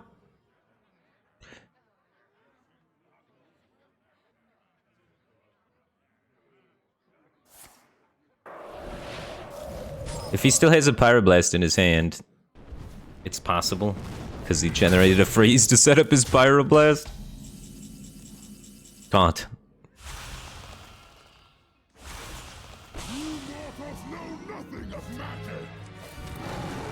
Alright, we're dead to randomly generated Pyroblast sometimes. For the wild. I'm out of cards. Other than that, we win.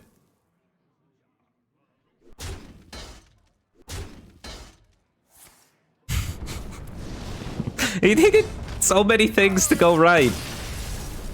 He needed so many things to go right. We got 1%ed. He needed a freeze into a pyro. Random. Less than 1%.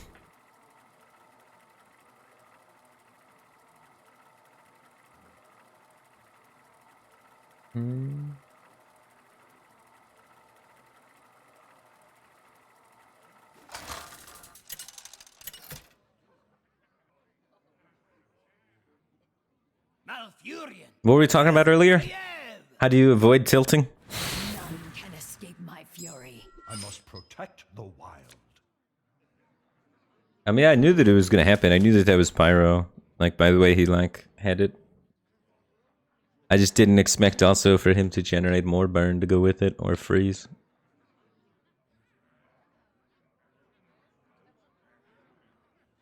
I should have just... There's, like, different spots where we probably could have adjusted the play, then that doesn't happen, I guess.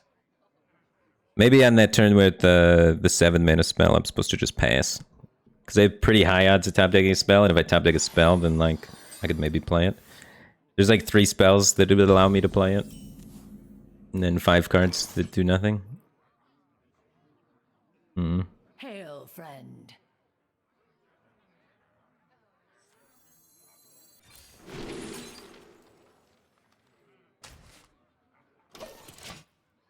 Tempo Claw.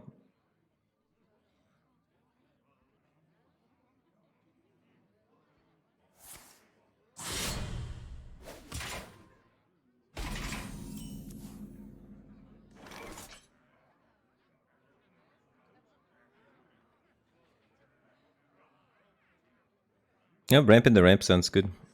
Your wish is my suggestion.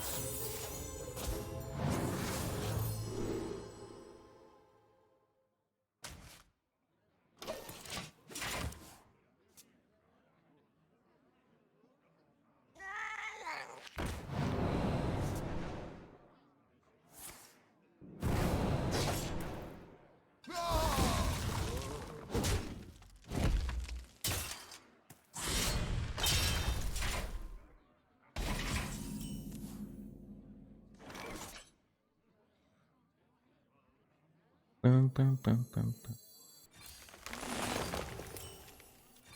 For the wild. We could nourish for mana, draw a card into like big Cenarian ward plays. This hand looks sick.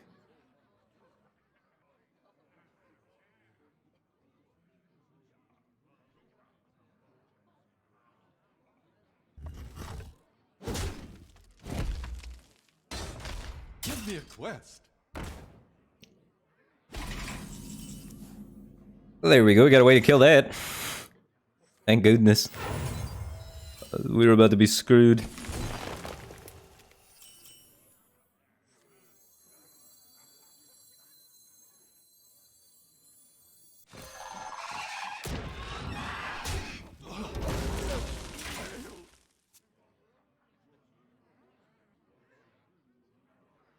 What makes something real? Please not another super high roll Gendis. Alright, this one's a fair Gendis. Nothing too crazy.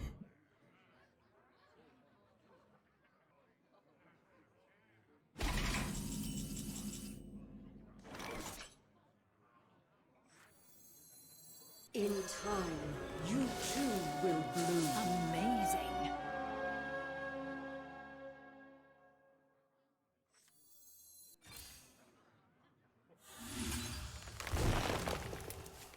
Ever bloom. Ooh. That's worth, right?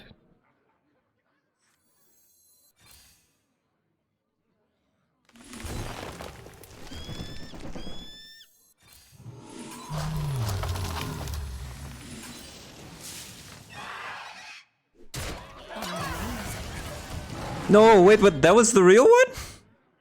God, we got debated. Oh, I would have thought for sure he'd make this one the copy because it dies to the 4-tech trade. He mind games me. For the wild. Dang. Job done. That would have been so sick because we get to kill a 5-4 with our hero power. We got mind games. Spin like the suns, strike like the winds. Oh, up to no good? Me too. Still, we're at 9 mana, he's at 6 mana. We have the overflow. We were ahead on board, we're probably... We're not ahead on board anymore, but we're like very capable on the board. Alright. We gotta get rid of this guy, I think. I think I'm just overflowing. I'm looking for Solar Eclipse to combo with Ward. I'm not hero powering that first. I want to play Breath of Dreams, probably. Just more card draw.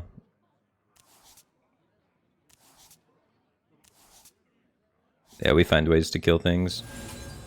You guess the way does more card draw even? I just want to have the maximum odds of being able to do the ward combo. Next card's gonna cast more. Job's done. Yes. No Solar Eclipse. That's okay.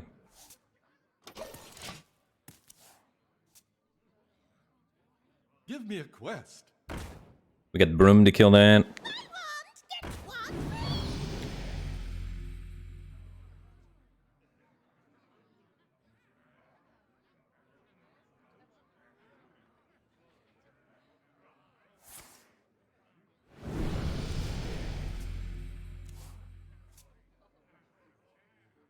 Give me that. Not what I want.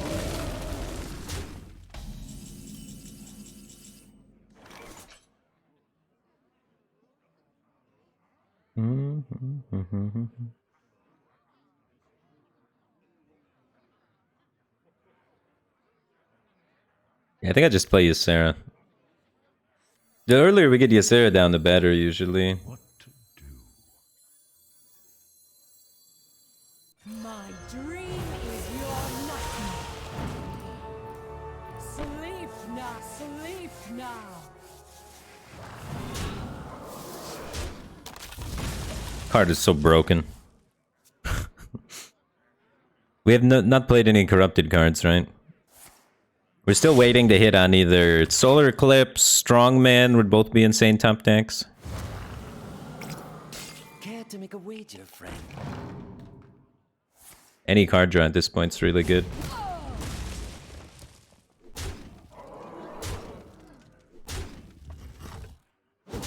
We have Gidra to just recover this board.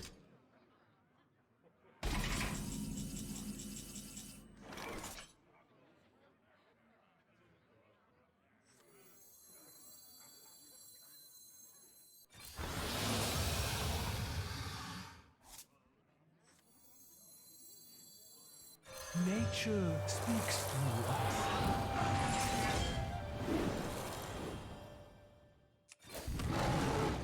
For the wilds. Listen. Listen.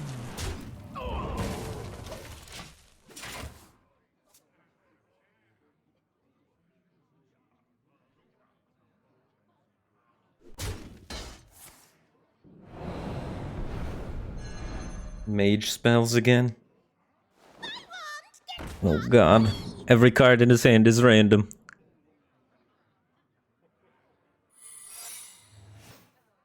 It could be anything. Share the wealth. Oh, a mummy.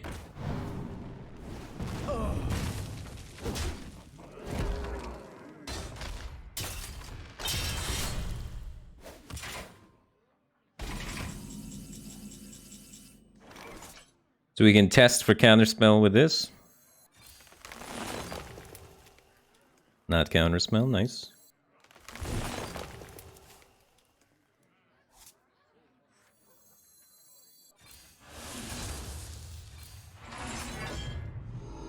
Gain 16 life. And make 2 5/5s. What is this low roll? Why are my random minions so crap? Amazing.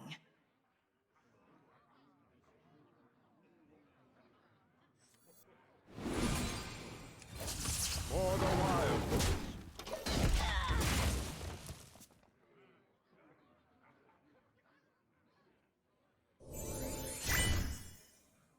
Faster than you. Thanks for 7 months. Welcome back to the Batcave, Team Thingman. Appreciate the support. Glad to have you back. Wait, is he leaving this up? Oh no, he's got rush, Lackey. I see, I see.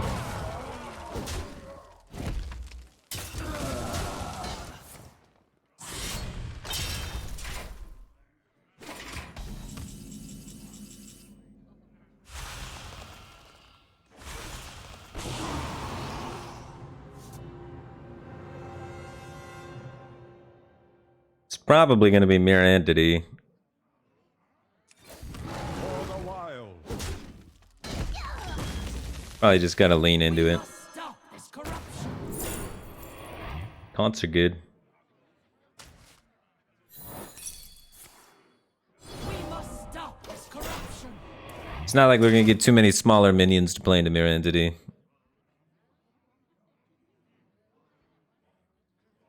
Might as well just deal with it.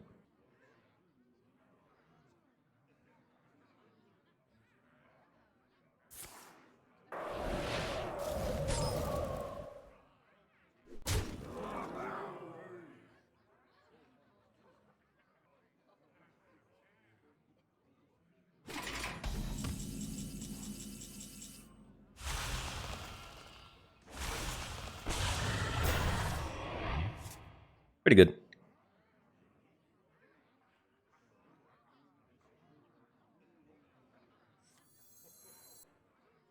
I think we just jam this. We don't need that much value versus Rogue. We just want to create an overwhelming tempo that kills him. For the wilds. And I think we're doing just that. I'm gonna kill this. We don't need another Shadow Step coming out, giving him a mage spell that somehow turns this around. We just played around the puzzle box right there by killing that 1/2. There was always shadow stop in the puzzle box and to win the game. Sons, It's like the only way we lose, I think. So you gotta play around them puzzle boxes, dude.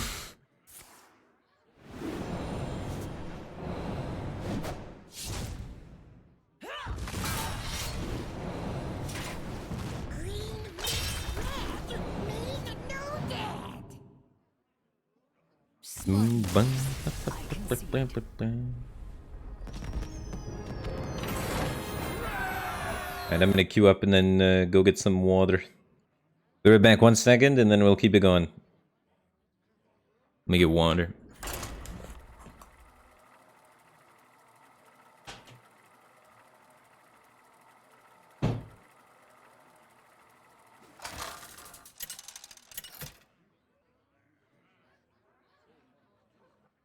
Malfurion versus Valera. Watch your back. I must protect the wild.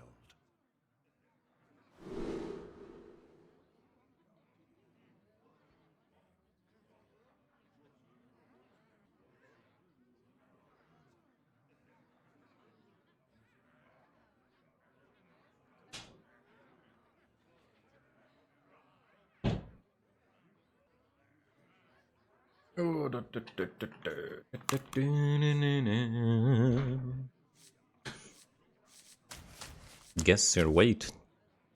We have ramp, we have Zephyrs. We can use Zephyrs for a very low cost thing, and then maybe we do want to refill with guess the weight. We'll just draw the good big cards.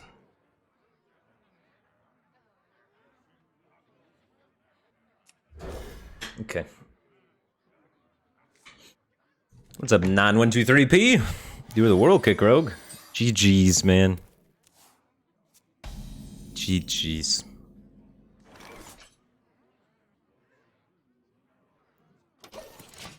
This deck seems to do pretty okay versus world kick rogue. It's like got just enough defense to make it over the hump against him, it feels like.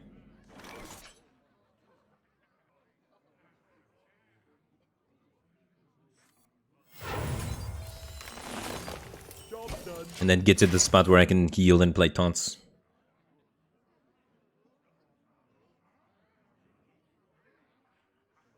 spin like the suns, strike like the winds. You always mulligan card draw because it's basically 0 mana draw card. It's a good rule of thumb to think about. But the most important thing about always rules is that you always remember that rules are always made to be broken. So always look for the fringe cases where you can break the rules. That's when you're going to find that you can be better than the average player, right? Because the average player does the rule of thumb. The expert player knows when to deviate from the rule of thumb. Not saying that I know, but somebody out there probably does. 1, 2, 3, 4, 5, 6, 7, 8, 9, 10, 11, 12, 13. So there are more that are less than it. So less. Odds are in our favor. Got him. How painful is it to leave the World Kick Rogue intact? We could backstab it.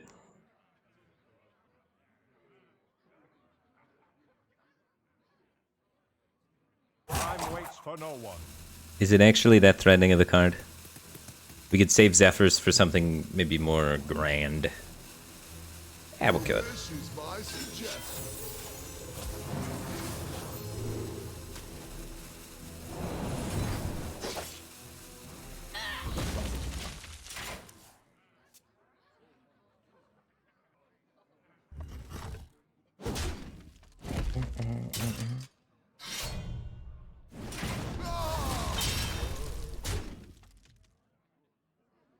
We need to get the Umbra Owl in with the Arbor up.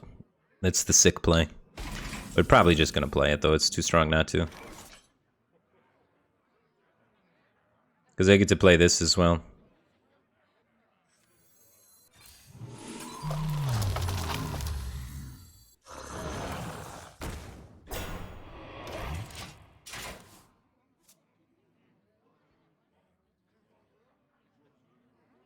God, the Arbor Up is so broken. It didn't even buff anything and it's good. That card's nutty. Yeah, I could have played a 4/4 owl. I couldn't get the owl to get buffed, though. I'm not a big fan of playing 4/4 owls. I like trying to save them to react to their questing adventures and add wins and stuff. Because that's usually... The way we lose to rogue is if they get a questing that we can't kill. So rush minions are a good way to deal with that. We only got like one swipe, and I already used my Zephyrs, so I'm intimidated by those.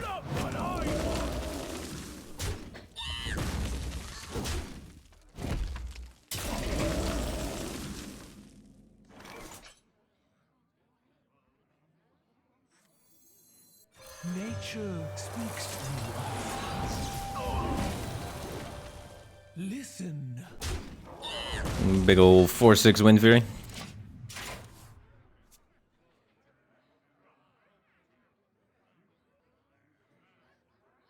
Mage spell. Oh. So efficient.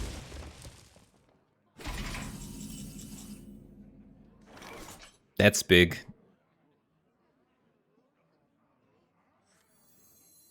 Now we got value for days. Need a hand, explorer?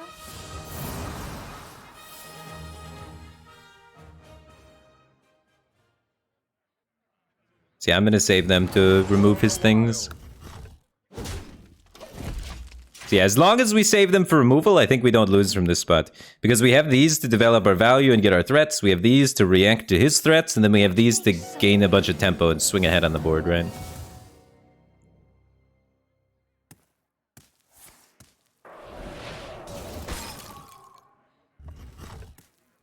This is annoying.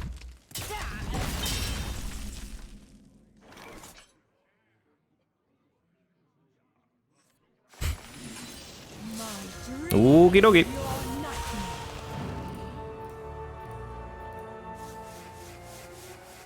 I think we shove.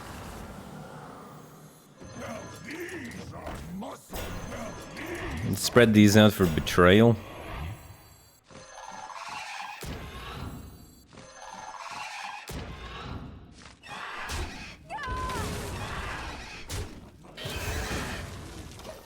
That time I played them because it pushes us so far over the top of being ahead on board that I'm not worried about him making a questing anymore, because he has to play defensively to not die. Care to make a wager, friend? The Brotherhood shall prevail.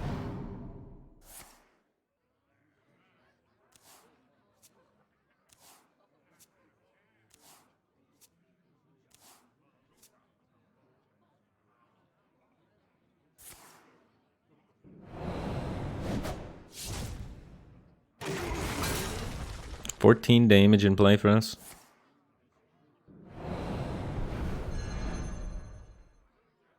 Care to make a wager, friend? Both Eviscerate's gone. Both Wand Thief's gone and the Mage Spell's gone. It's gonna be tough for him to get something that gets him out of this hole. It's probably impossible for him to come back now. It was impossible when we had the 7/7, but then a 12/12 came to say hello. And a card I could play with my 6-drop that turn.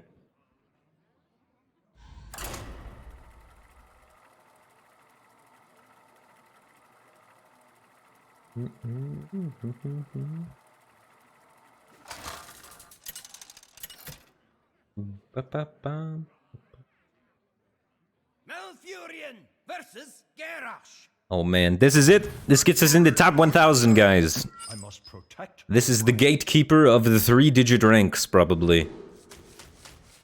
Can we do it? Can we make it into 3 digits? Call me Christy, just subscribe for 5 months. Welcome back to the Batcave Team Thing. Appreciate the support. Glad to have you here, dude. Your second longest relationship. Feels good. Feels good. Well, hopefully I can keep you entertained long enough to make it your longest relationship.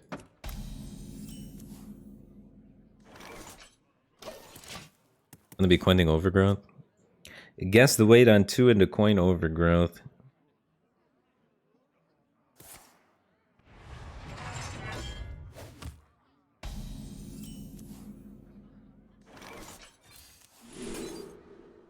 Let's count 1, 2, 3, 4, 5, 6, 7, 8, 9, 10, 11, 12. So there are 13 then that cost more. So let's go with more. Well, actually, there's 2 that cost the same. So it's actually less. There's 11 that cost more. And 12 that cost less, and 2 that cost the same, so it's less. Darn it. Time waits for no one.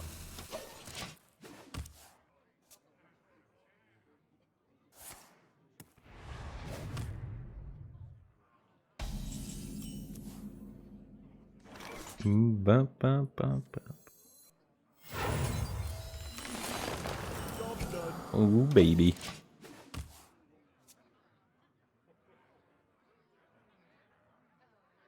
A deity in Ireland.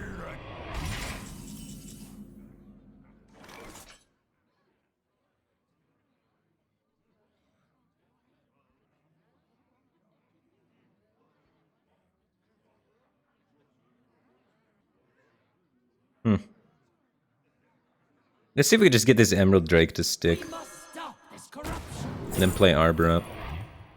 Oh, Twin Tyrant's big. Innervate Twin Tyrant could probably clean up next turn. And then we'll see if that sticks for the Arbor up. Il Tiger Chino, thanks for 12 months. Welcome back to the Batcave team thing. Appreciate the support. Glad to have you here, dude.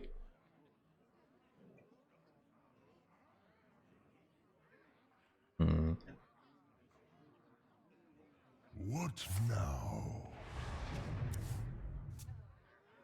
Was Nourish plus Innervate plus Dreaming Drake better there? I mean, it's different. It uses a lot of different resources that we wouldn't have for the future turns then.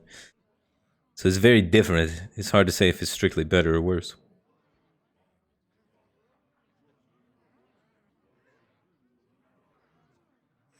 I'm gonna kill his guy, I think, and play the Dreaming Drake this turn. I kind of want to, in this position, I want to be saving this Nourish for card draw, so I feel. I don't have any big bombs in my hand.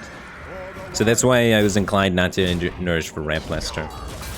But depending on what dragon you discover, depending on what you top deck, like Nourish maybe was supposed to be used for mana, but there's really no way to tell. You kind of have to go off gut instinct and feeling of like how much value do you think this hand is really going to stand up to and against what you're up against.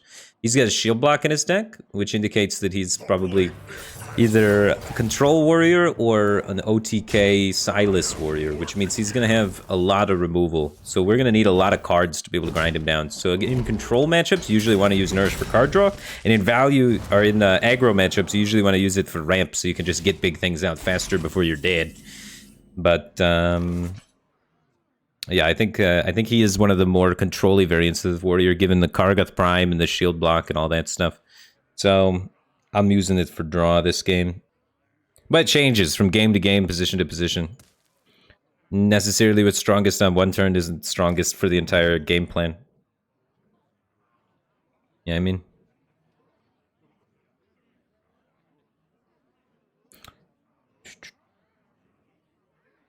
If I just played Twin Tyrant, he could just like silence it. I think this might be the Nourish draw turn, just to set up for one of these 9s.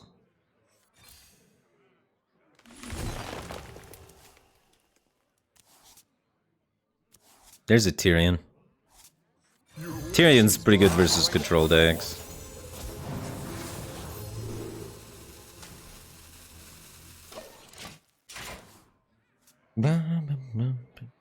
But yeah, I like using every bit of card, like as much of my ramp for card draw as I can, really, versus control decks, so that I can just get through my entire deck, play out all of my bombs before they get to assemble their OTK or whatnot.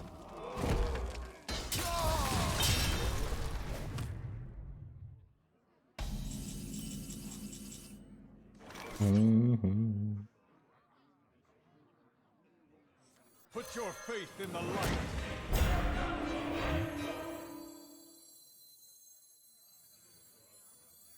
This is free later, there's no reason to play it.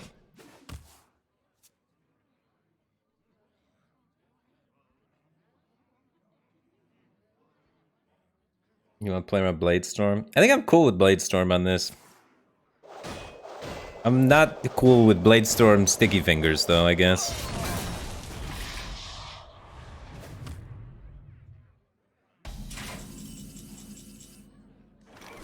I can't Bladestorm this. Yeah, Bladestorm sticky fingers would have been a yikes.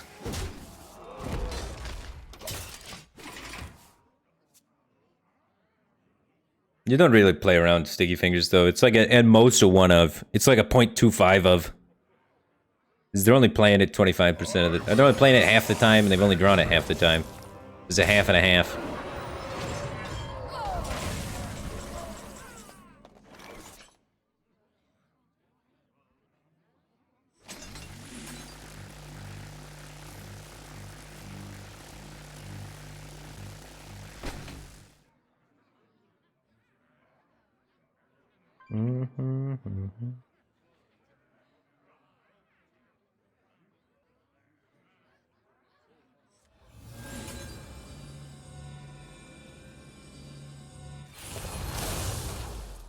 I don't want to take 12.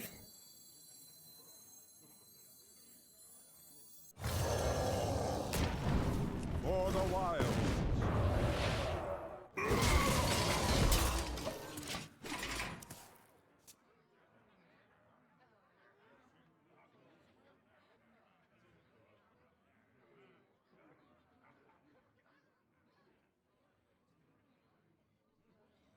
I'll show you who's boss. Skipper. Armor made to Oh, he's building up the armor for it. The big OTK with the armor.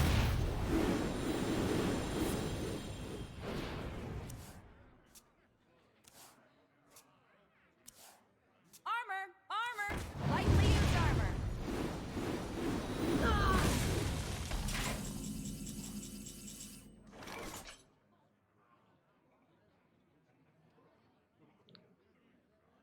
How do I copy this word over there?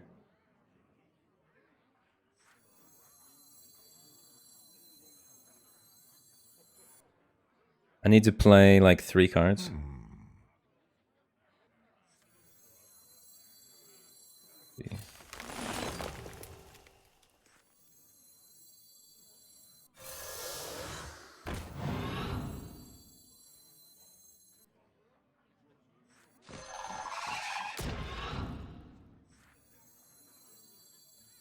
I should have copied the owl instead of... Oh, it's not active! Holy smokes! It's not active, guys. Oh, fudge. Time waits for no one. In time, you too will bloom. Ever bloom. Well, we're gonna get brawled for this one. For the wild.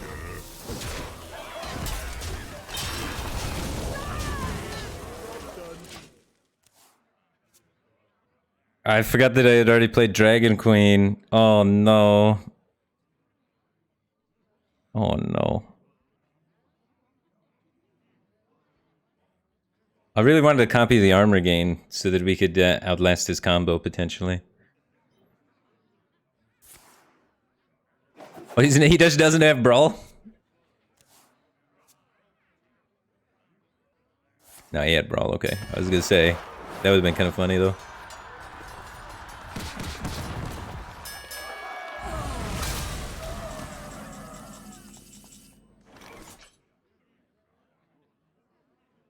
Well, let's keep the pressure up, I'd say. Theoretically, in the future, we draw the Dragon Queen portals. I have 7 portals in there. So we should start drawing portals, so the more we can force him to AoE us, the better it is for the portals when they finally come.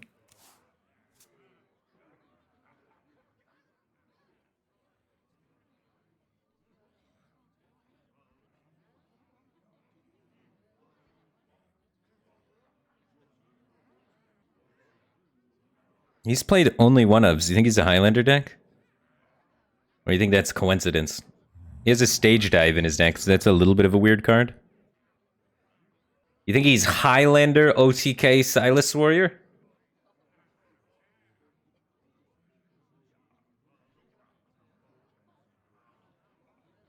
He played 2 Armistice? He did not play 2 armor smiths. What trickery is this? Yeah, he copied it. With 1 armor smith, 1 bloodsword mercenary. Your wish is my suggestion. Oh shit, he was Zephyrs. Alright, so we have to worry about a Dragon Queen Alexstrasza. He's Highlander warrior. Alright, draw some dragons. Well, we do it. Life and hope. We're just gonna try and keep the pressure up until we finally draw the dragons. They're coming soon. We got 7 of them in there. Almost half of my deck is dragons at this point, and the other half is card draw to get the dragons. Do try to keep yourselves alive.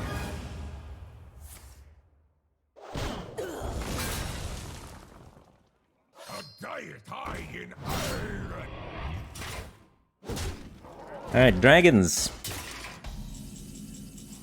Assemble. Give me a Malagos too. He's used Brawl, he's used Zephyrs, and he's used Berov. So he's like out of big spells, right?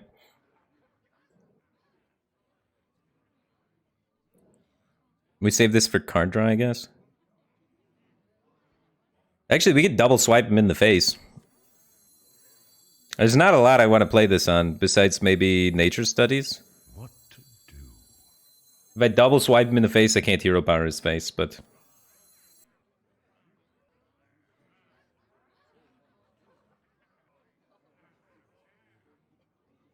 Double overflow? The suicide play?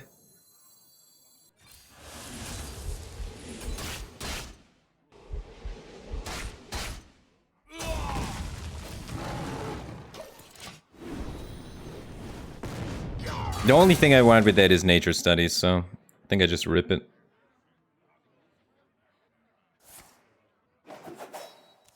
He's got 2 ofs in his deck. 2 Blade Storms, 2 Sword Eaters, 2 Cutting Class. There's only a little bit Highlander.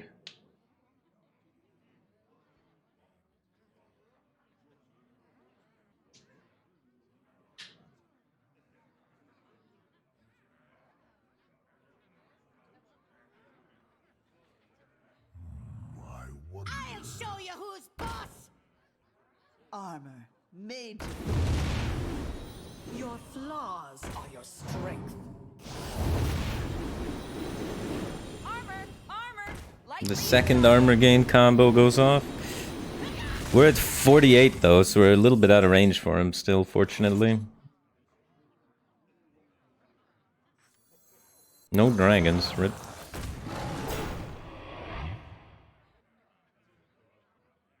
For the wild.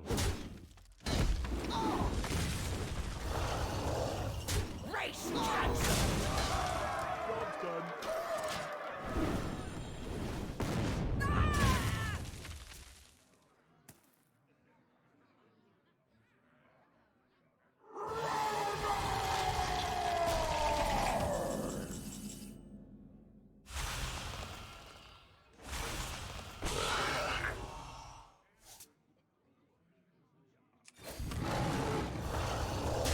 Race cats.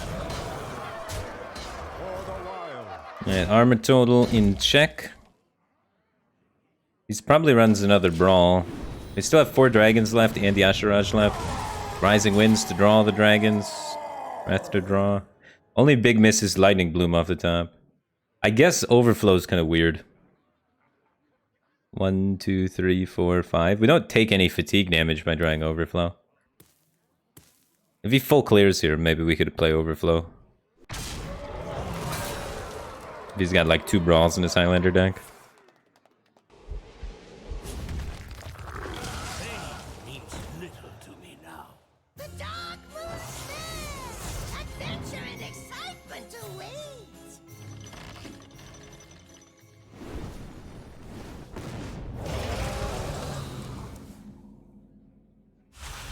Alrighty.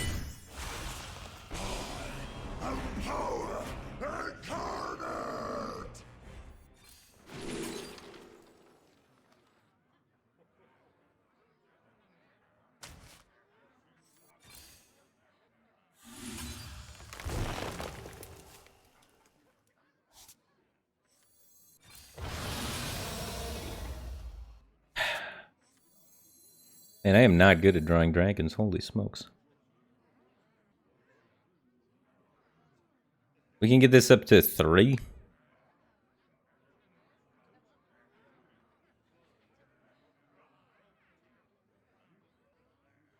I'm taking 18 to kill that.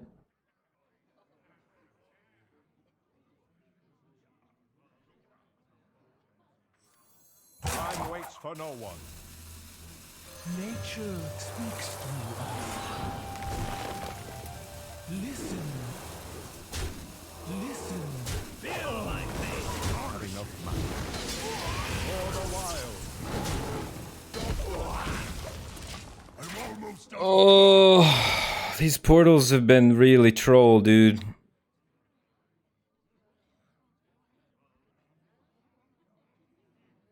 Mr. Mist, thanks for 3 months. Welcome back to the Batcave Team Think. Glad to have you back, man.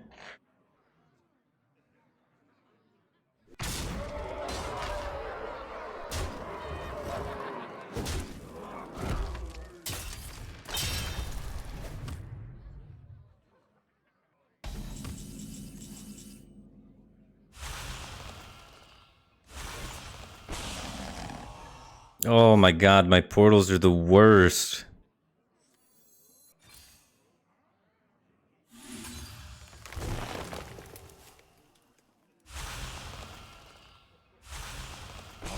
Alright, there's a good one.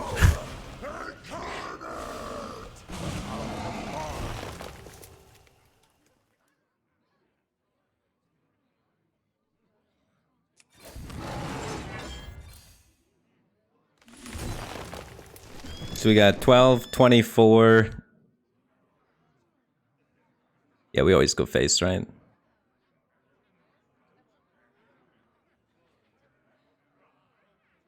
We're taking 1 point of fatigue damage, and we're facing down 12, so 12, 13. Do they have a 5 damage weapon? I guess a 4 damage weapon kills me.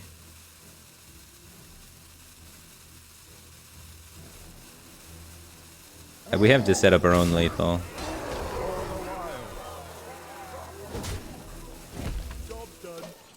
I'm out of cards. He needs the 4 damage weapon in his deck.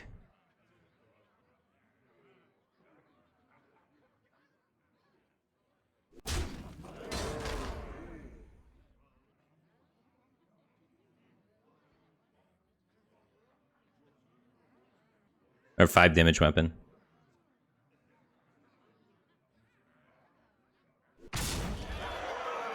Two damage weapon.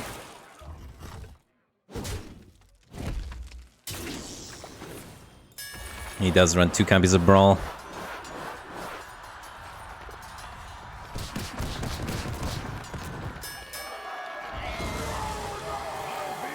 Four. We're dead. We get a strong man. So that can hope to try and taunt him out.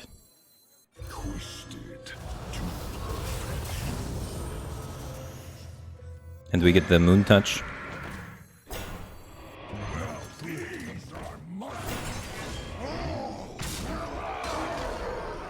Let's see if we're dead. This is it! All we have! What does he have left? A Battle Rage and a Stage Dive? Battle Rage Shield Block? Battle Rage Shield Block, right? Battle Rage, and then the Shield Block Suicide?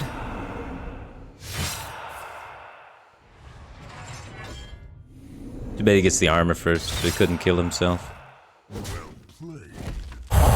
We got just enough value out of our deck. The Dragon Portals did not want us to win that one, but we won anyway. Is this the 3 digits? Oh, and we get 3 digits? We did it. Pro gaming. We did it.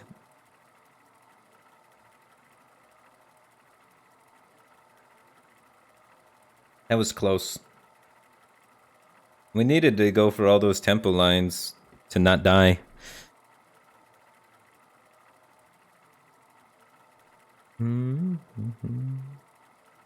GG, Marcus Cap. That's the warrior we just played. Jaretarius, thanks for 2 months. Welcome back to the Batcave team thing, man. Appreciate the support. Glad to have you back. I must protect the wild. Nature. I must protect the wild.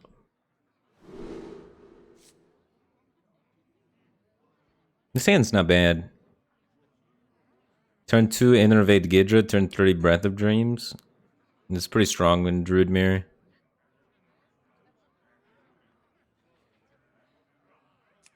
Keep it. I keep it. It's not good, it's not bad.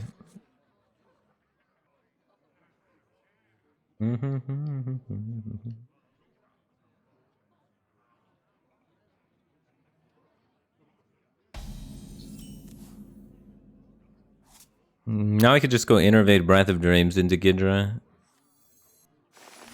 Does he tap take Dragon?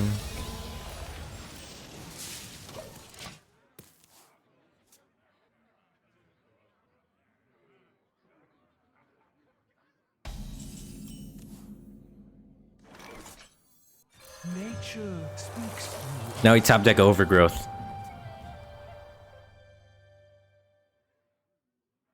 Swipe Overgrowth, Wild Growth. 3 out of 24. What shall we hunt?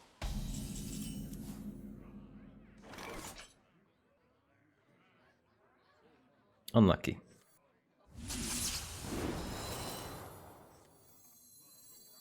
We must stop this corruption. Getting ahead on board against Token Druid early, though, that's how you win. Listen. Listen. His buff cards are going to be all but useless in the face of my beautiful 4/8 green Rayquaza.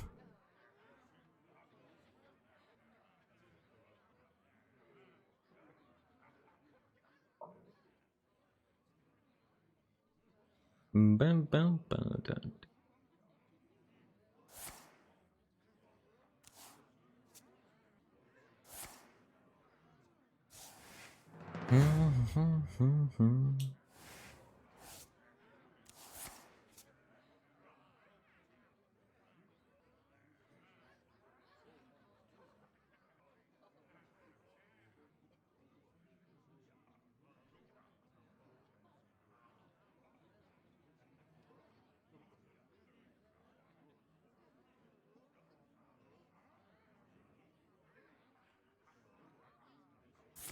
Time waits for no one.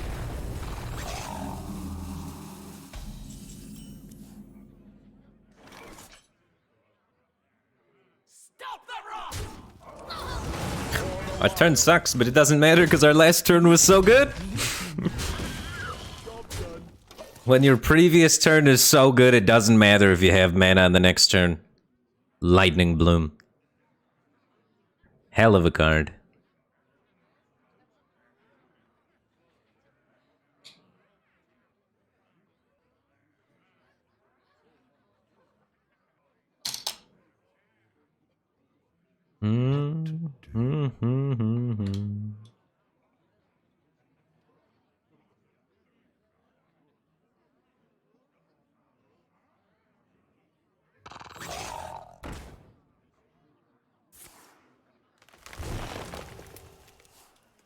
Yeah, could you imagine if they printed Lightning Bloom without Overload? That card would be so obviously broken. No one would ever print that. Need a hand, explorer? Listen. Stop My hand is too. Oh wait, they did print that?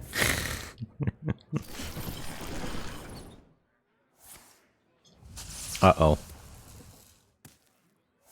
Uh-oh. Ruh-roh, Raggy.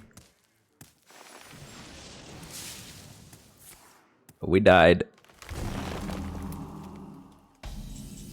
I need one more mana. Well...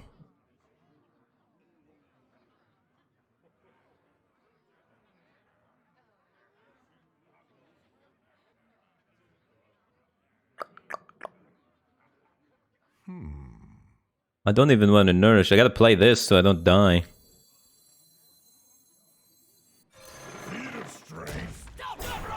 Then next turn I can Twin Tyrant, and then maybe.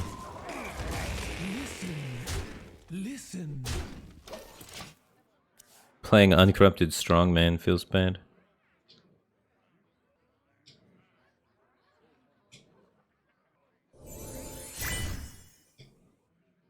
Trunk Jeff, thanks for 5 months. Welcome back to the Batcave team thing, man.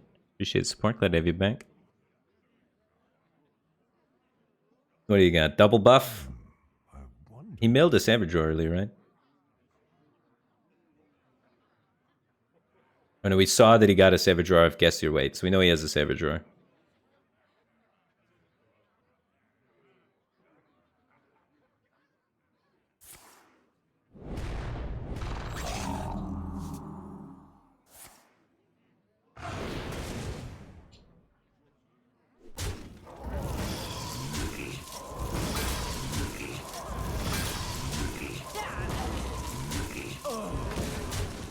This is fine.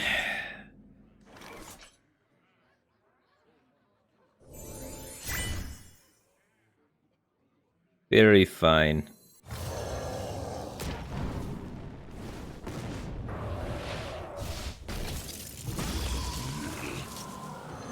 By very fine, I mean not fine at all.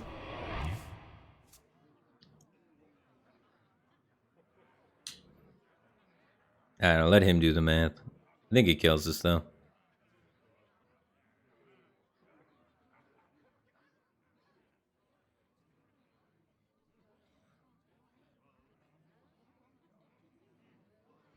What to do?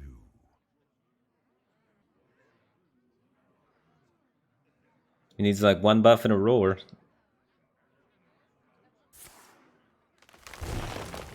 Maybe we live?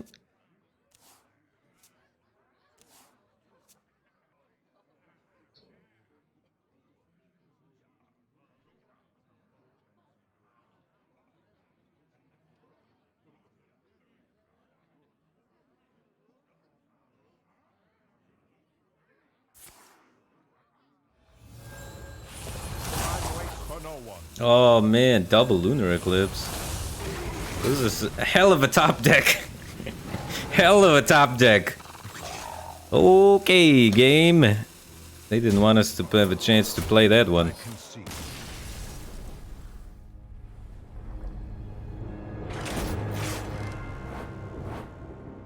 Unlucky. He has exact lethal. South North, welcome back for 22 months. Appreciate the continued support. Glad to have you back, dude. There might have been...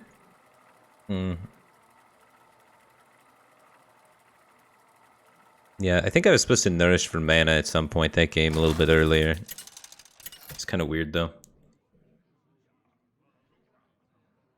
Malfurion versus Valera. Watch. Usually, if you could just be ahead on against Token Druid, it's good enough. So I was just trying to keep snowballing my board lead. And then assuming that after I snowball my board lead enough, he wouldn't be able to catch back up. But then he had that, what was that? Lightning Bloom double Innervate play. I did not play around the Lightning Bloom double Innervate board develop Soul of the Forest 10 mana play. Because usually you don't respect like 7 card combos. But potentially, we could have had enough mana to combat that, maybe? McFlurry just subscribed for 21 months. Welcome back to the Batcave team thing. Appreciate the support. Glad to be back. McFlurries are pretty good. I like the Oreo McFlurry better than the M&M McFlurry. Wild Growth on 3. Oof.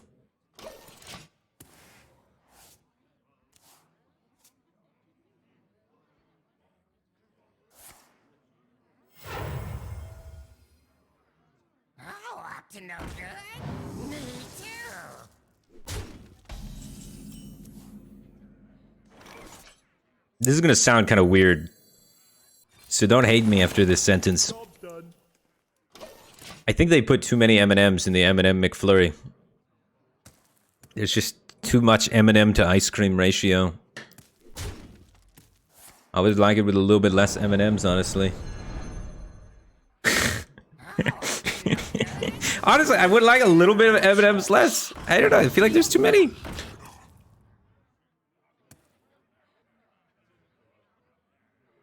The bottom is basically inedible because there's so many M&Ms. It's just this weird lump. I know it sounds weird, but I'm honest. Order an M&M McFlurry, and then try and tell me by the time you get to the bottom of that M&M McFlurry, there isn't too many gosh darn M&Ms. And not enough ice cream.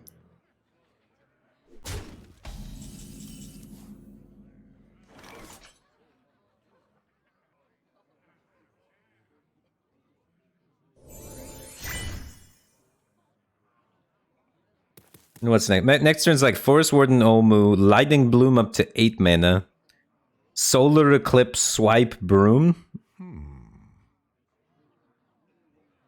So we're hero powering this. It looks questionable. But this will be genius, don't worry about it.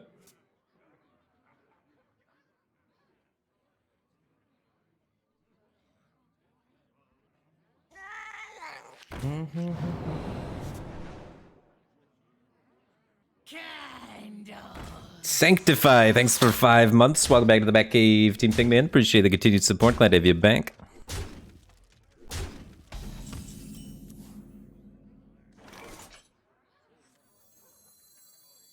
In time, you too will bloom.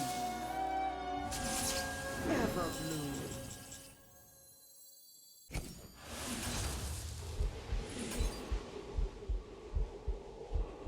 This works, right? It's gonna cast it on it again? Or will it fizzle because there's no target? Do I have to go face?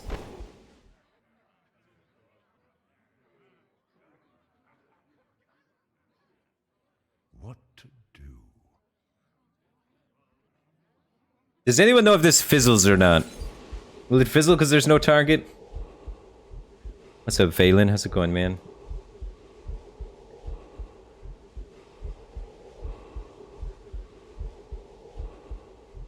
If this fizzles, we lose the game. So, here we go. Okay, it goes -6 is what it does. So we should have swiped either this one or face. It doesn't kill the Reborn and it doesn't fizzle though. So we learned some things at least.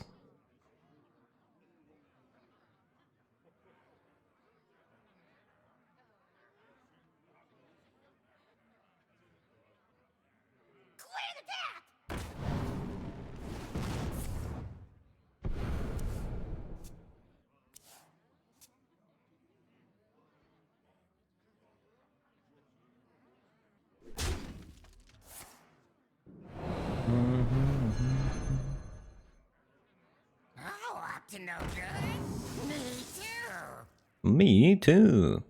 There's a large disparity building here between his hand and mine. Notice that he has like 100 cards and I have like 3. I'm not feeling great about it.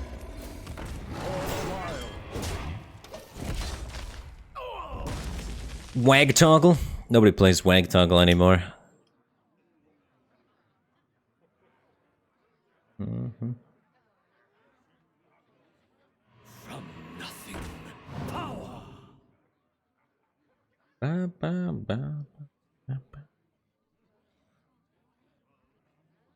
We just have to draw Overflow.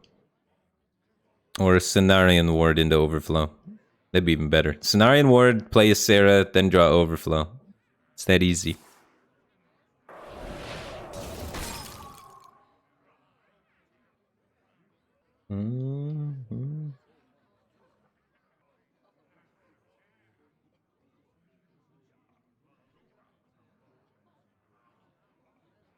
You have no chance of winning this game in all camps. Wow, there's always a chance. It's Hearthstone. Have you never played before? Anybody can win. That's the best part and the worst part.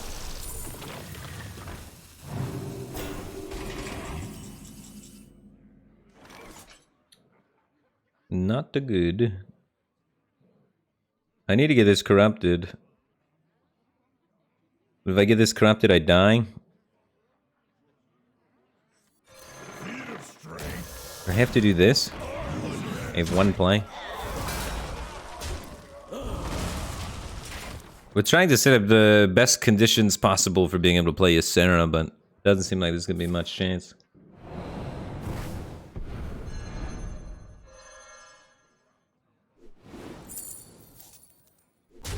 And I'm glad that you're friends with Kularu and like him a lot, but you're coming across as kind of rude.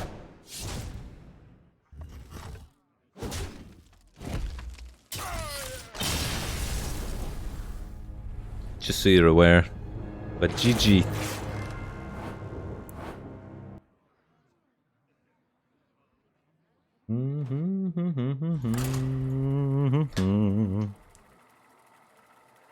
But it's good to have passions and be passionate about things you like. Sometimes I wish I was even more passionate about things. I wish I would be the guy that'd go into Twitch chat and type in all caps about my favorite things.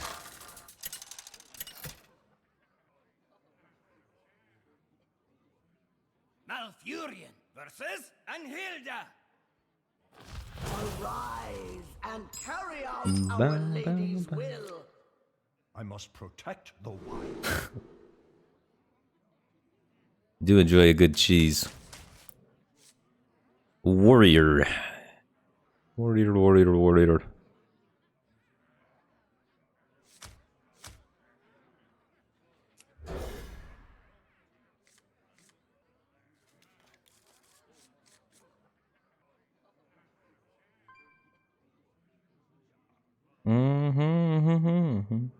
Have I hung out with Dog at all since he's also in Vegas? I didn't even know he already moved to Vegas.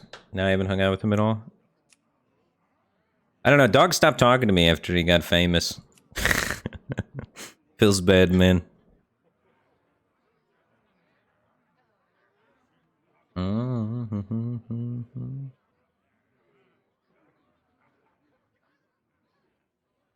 He hangs out with the cool streamer people now.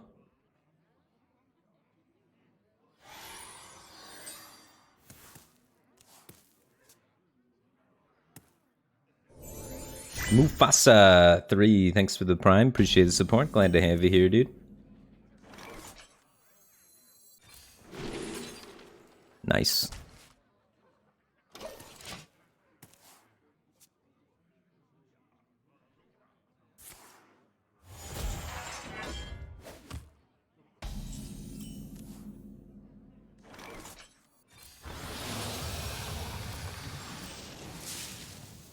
Might as well not float any mana. Oh, baby. And Gidra into gas. Pretty good on turn 3. This will break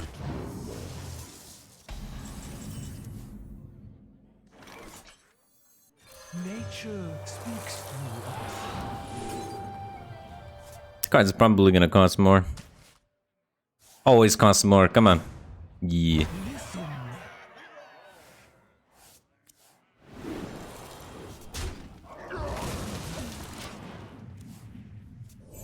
Anus Yo, thanks for 47 months. Welcome back to the Batcave Team Thing. Appreciate the support. Glad to have you here, dude.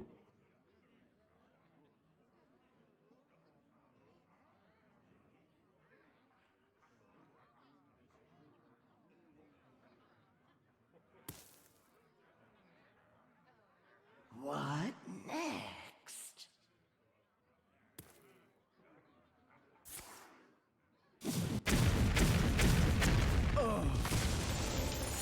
EH Pope, thanks for 32 months. Welcome back to the Batcave Team Thing. Glad to have you back, dude.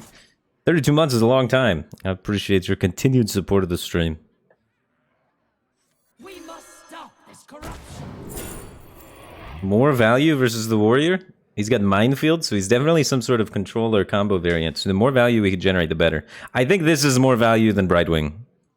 I know a lot of you guys probably like Brightwing, because the random legendaries can be kind of fun, but this is definitely more value than Brightwing. 2 random spells of your class can be really big.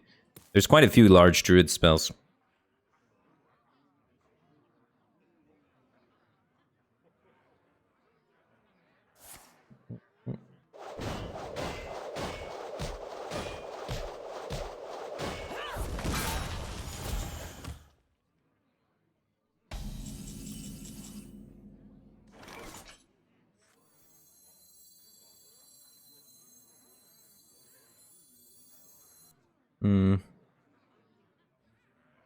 It's kind of a weird position.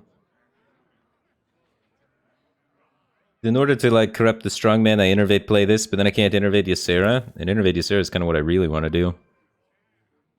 So maybe I take, maybe I just play this, and then I might not be getting the value out of it.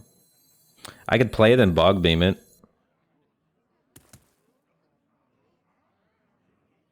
Maybe that's fine. Play it, bog beam it, then innervate Ysera. Magic is not a tool. Do not lose these. Could've just innervated. We got Lightning Bloom anyway. What am I doing?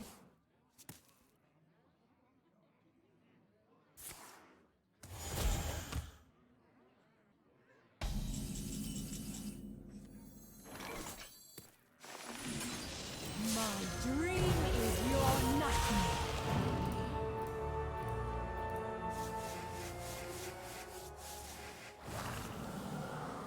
Now these are not careful with them. With overflow, getting the dragons in is so good. Yeah, we could have went Dragon Queen first, I guess. I don't know, Ysera's too broken. Now he top decks Zephyrs, oh my goodness. He's inactive, don't worry, I'll remember this time. Let's do this. Sleep now. This is a lot of damage that we push.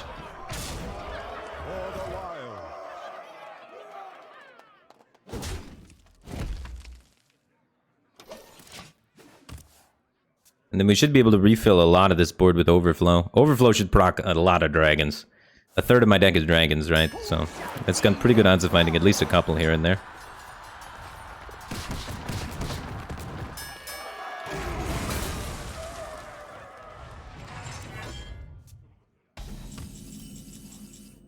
Lease is also inactive.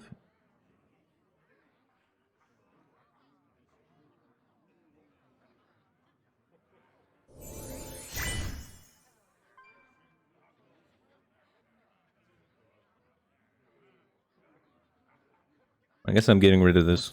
Your wish is my suggestion.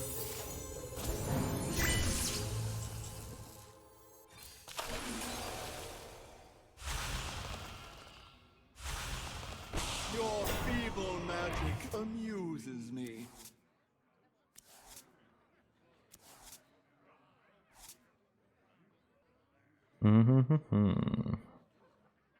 One dragon, huh? Okay. Let's see if we just get more from this.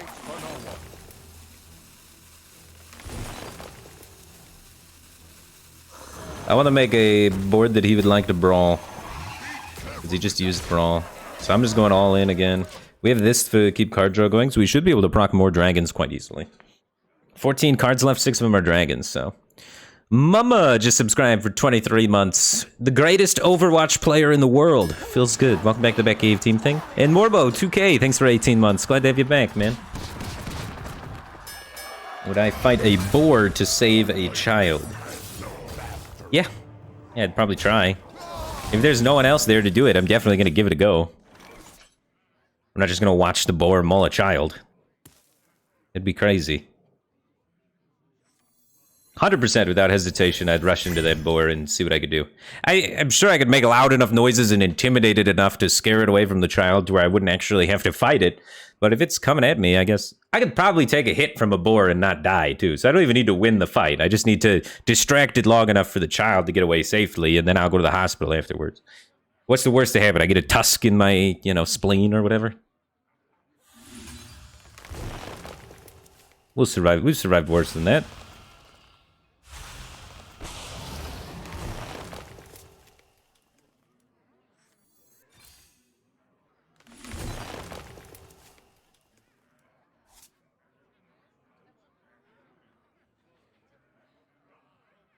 One dragon, you say? I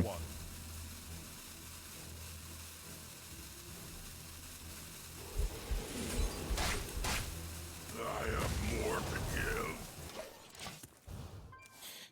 5 dragons, 10 cards.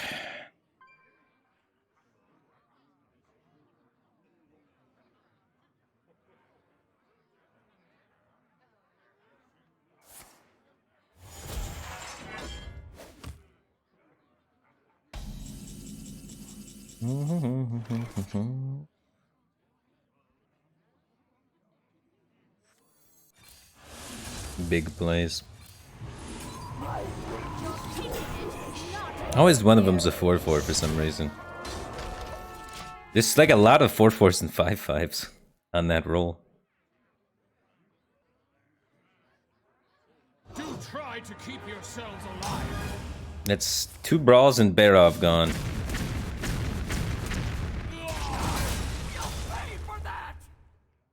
So, these 5 dragons should theoretically be difficult to deal with. Unless they all perfectly die to skipper AoE.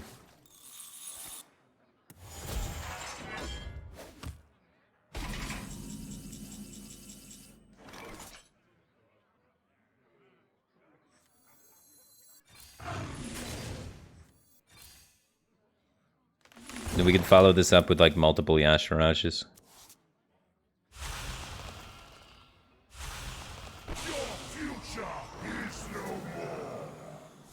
Four portals left? All 4 of these are portals.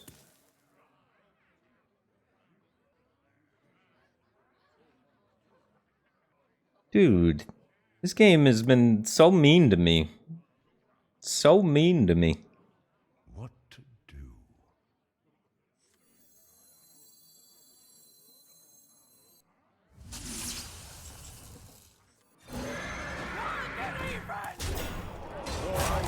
If we can get him to remove this, we're reloading the board for free next turn.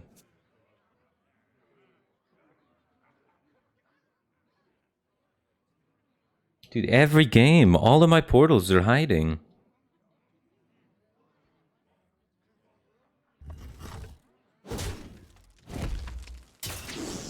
Alright, so he skippers this down while gaining 1 billion armor. Armor made to your flaws are your strength.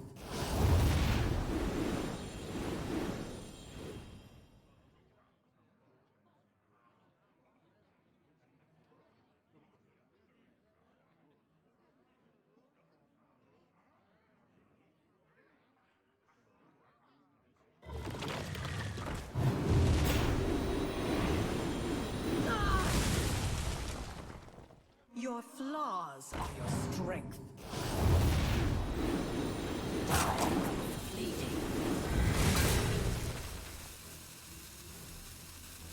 That's a lot of armor.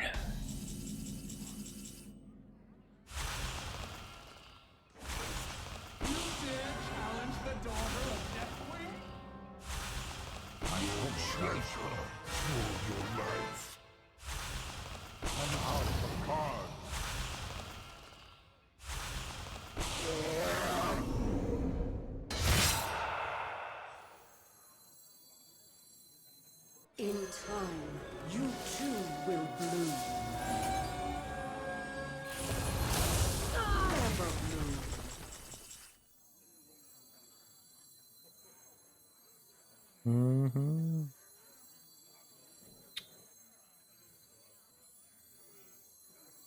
Need a hand, explorer?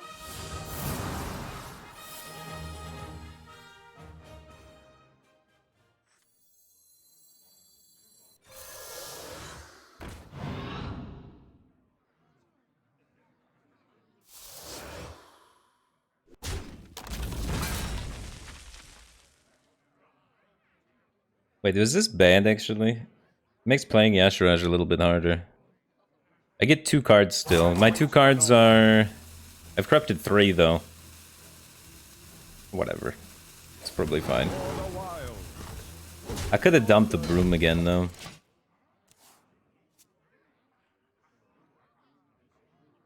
Kind of want a broom just in case. Just in case. It's such a powerful card.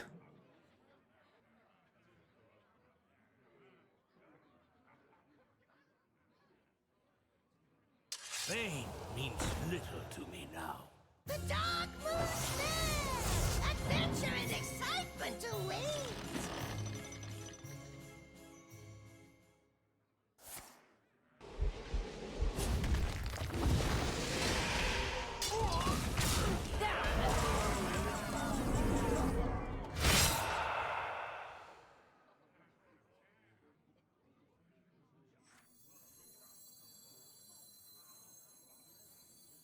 Yeah, we should be good. Twisted to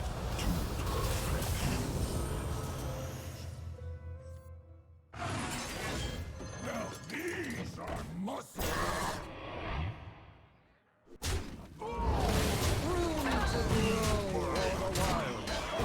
This deck does pretty well versus this kind of warrior deck, huh?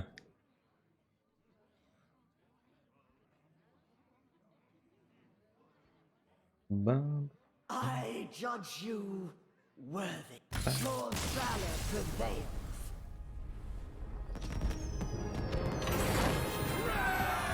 Three digits? Alright, next one we get 3 digits. I gotta turn the fan on. It's getting hot in here.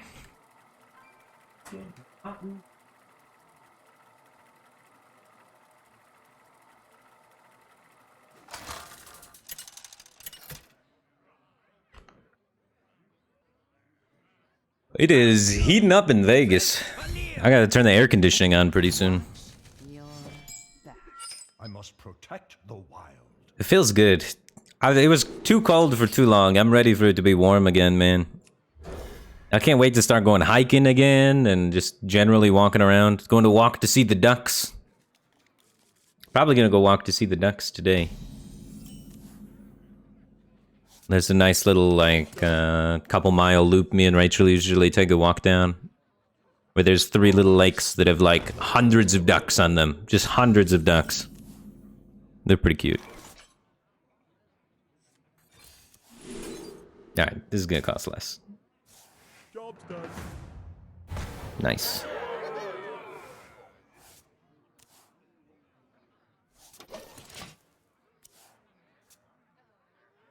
There's all sorts of different kinds of ducks too. There's like teeny tiny little ones that are like kind of pretty. And the way that they fish, they go completely underwater and swim down. And then there's like the bigger ones that they go just their head underwater.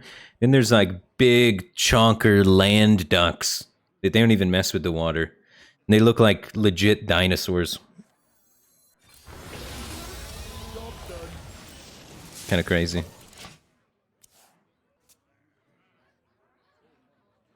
A cruel fate awaits you in the ashes.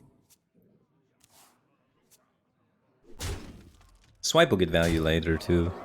We should just overgrowth and bonk beam. The swipe will always find a target. Home in the shadows. Well, now that he's played that.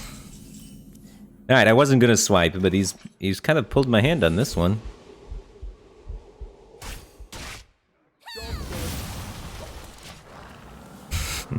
I was gonna just overgrowth, but he made it too tasty. I didn't need it anyway. Better be something good.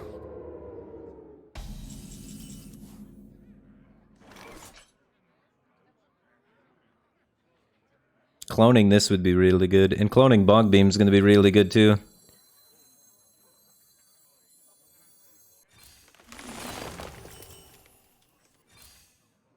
I don't want to draw any more cards because I want to try and clone, so I'm just trying to dump stuff. So that we can try and clone double armor. Maybe double heal. Double Bog Beam for sure. Hey, loser! Oh my god, the Nitro Boost? Does he have 2? Wasn't me. No way does he have double Nitro Boost. Oh, that pain. Oh.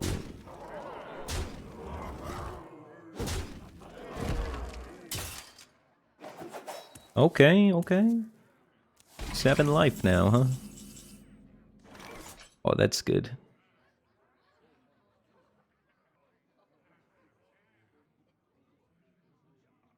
I don't want this in my clone.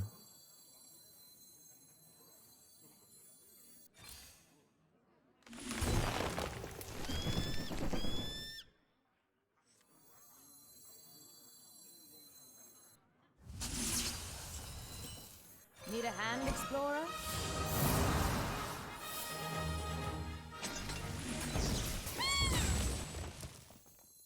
Your wish is my suggestion. Where's the ooze? Where is the ooze? What? He's got a 5-1 weapon. Time waits for no one. This game sucks.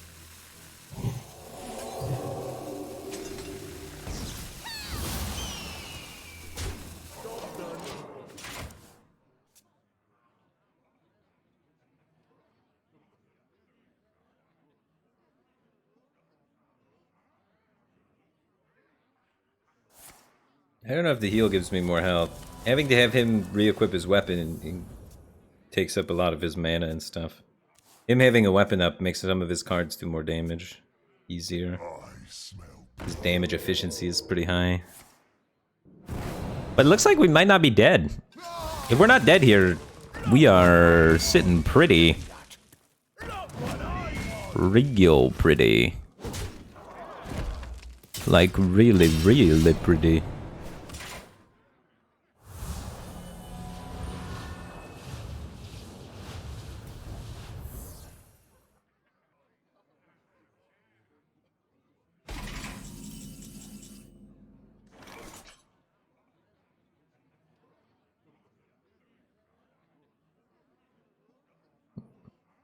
A nice arcane explosion here, maybe?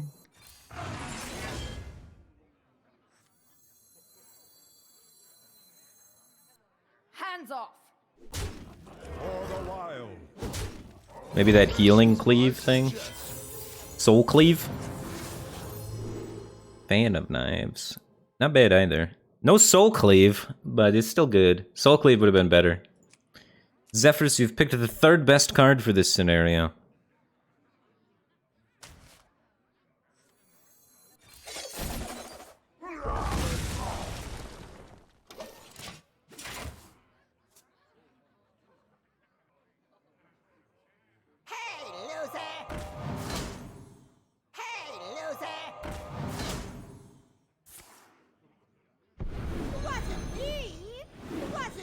Trade and get soul cleave? I guess.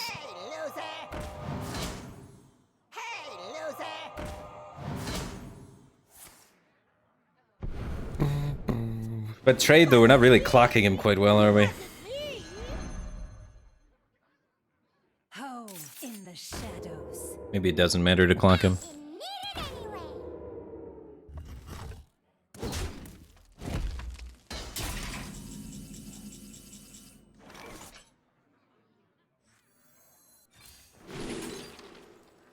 0 mana taunt.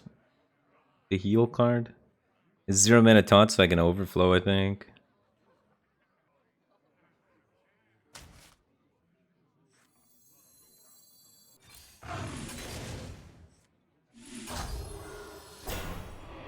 Wait, we had lethal.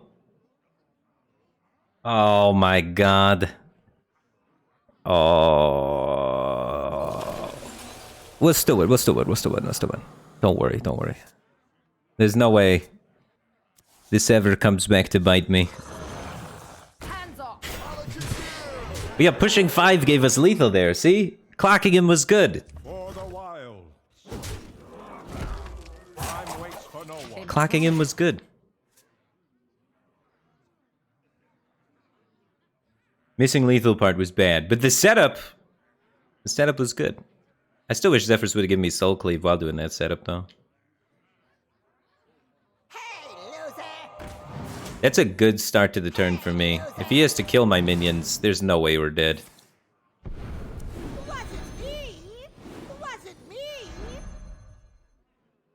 It's one of those things that you, like... I saw that it was lethal, but it was like as the card was disappearing after I clicked the other card.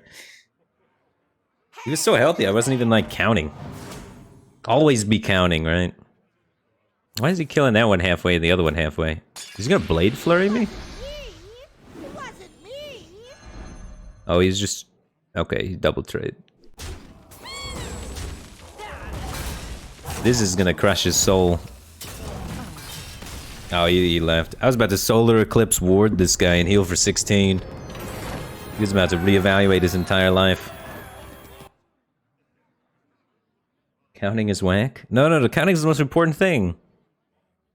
If you count your damage every single turn and you count your opponent's damage every single turn, then you never miss lethal like that.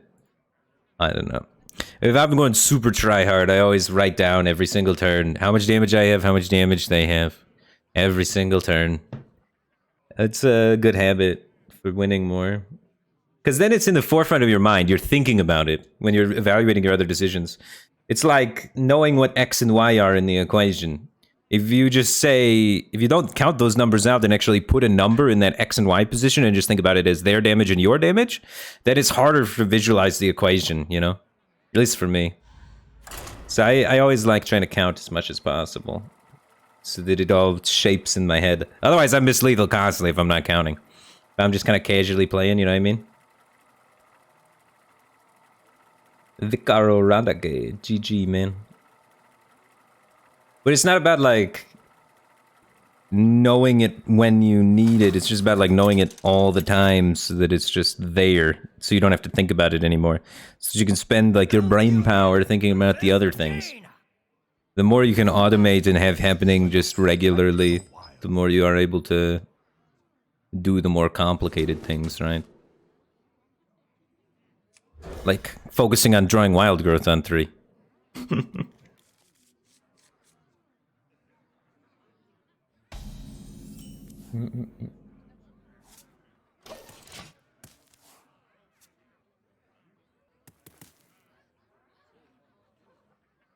Always top tick the dragon.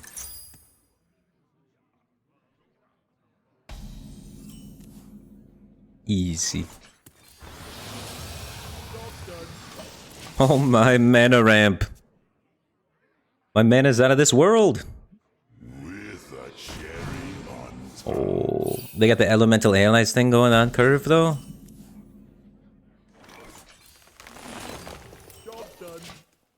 I still feel pretty good about this. I think we just try and rush Dragon Queen.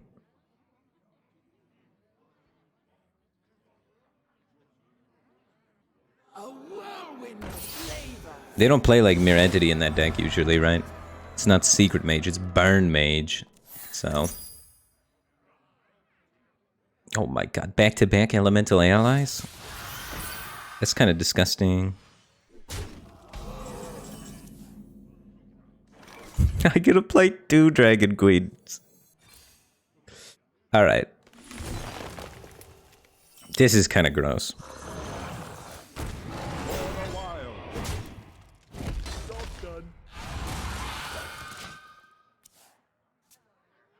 I'd probably still just have to play Dragon Queen. Just to get the 1-mana dragons ready. But yeah, we play Dragon Queen, and then we copy the 1-mana dragons, then we play 4 1-mana dragons, and win the game.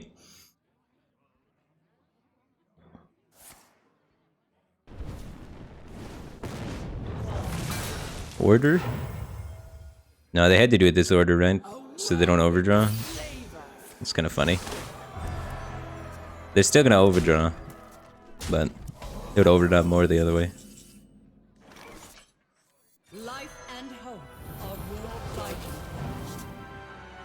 Yep, this is gonna be fair. My hand is too full. Unless we just get burned out randomly right here, we're gonna have pretty good odds to take this one. We can copy the Malagos spell? Nah, we want the 1-mana 2/8.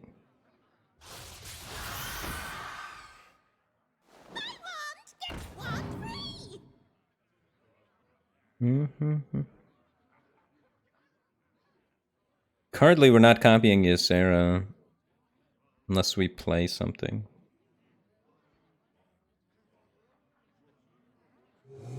So we need to get top deck Innervate or something really cheap.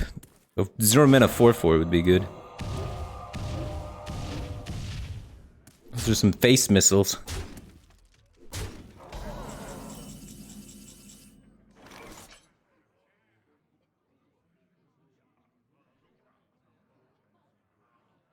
Yeah, it's a little bit awkward to play this.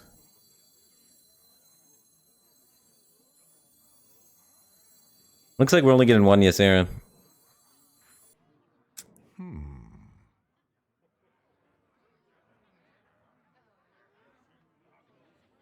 Because I want to play both the dragons this turn. I'm gonna play. We could play no. Yeah. All right. Let's just do this and see if we get Flame Strike. All right, that saves some struggle here. I think this plays better. It's not as fun, but it's effective. It's very effective. At any cost. This is not a value matchup. This is a tempo matchup.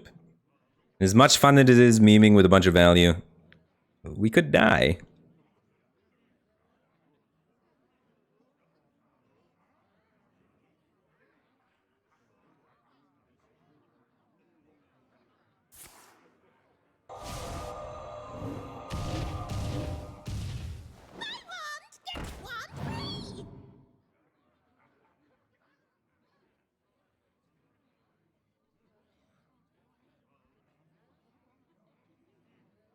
So we have 14 damage on board. We can buff by 6, and then we can do 1. So we have 21.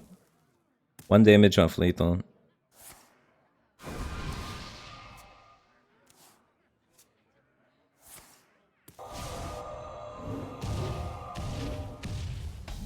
Thank you. Well played.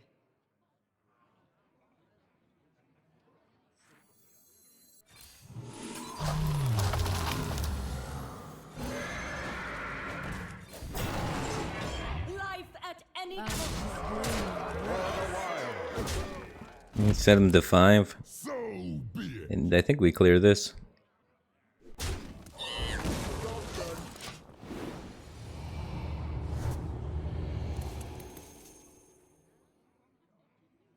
I don't know, that thing wasn't gonna kill me. We should have set him to 1. What am I doing? Now I can freeze my board. It says explode. We're giving them Frost Nova as an out. Someday I'll be just like you. Someday I'll be just like you.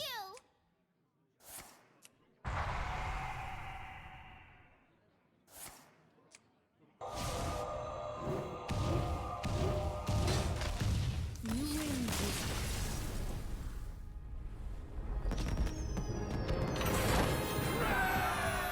9-17. Climbing. Alright, guys. I think that's it for me today. That's it for me today. GG's.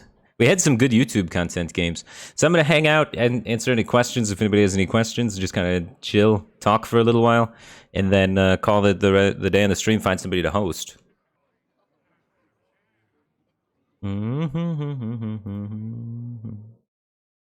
Our stats for the day are 17-7, giving us a 71% win rate. I think the deck's pretty strong. My worst matchup was against Token Druid. Token Druid can be difficult to deal with because we don't have a lot of AoE. We played only one game against Warlock, and I'm pretty sure I threw that game. I think I could have won that game if I had played smarter. And our best matchup is, of course, Warrior, where we have unlimited threats, so they can't really keep up with us in the value game ever. So this is a great anti-Warrior deck if you're versing a lot of Warriors out there.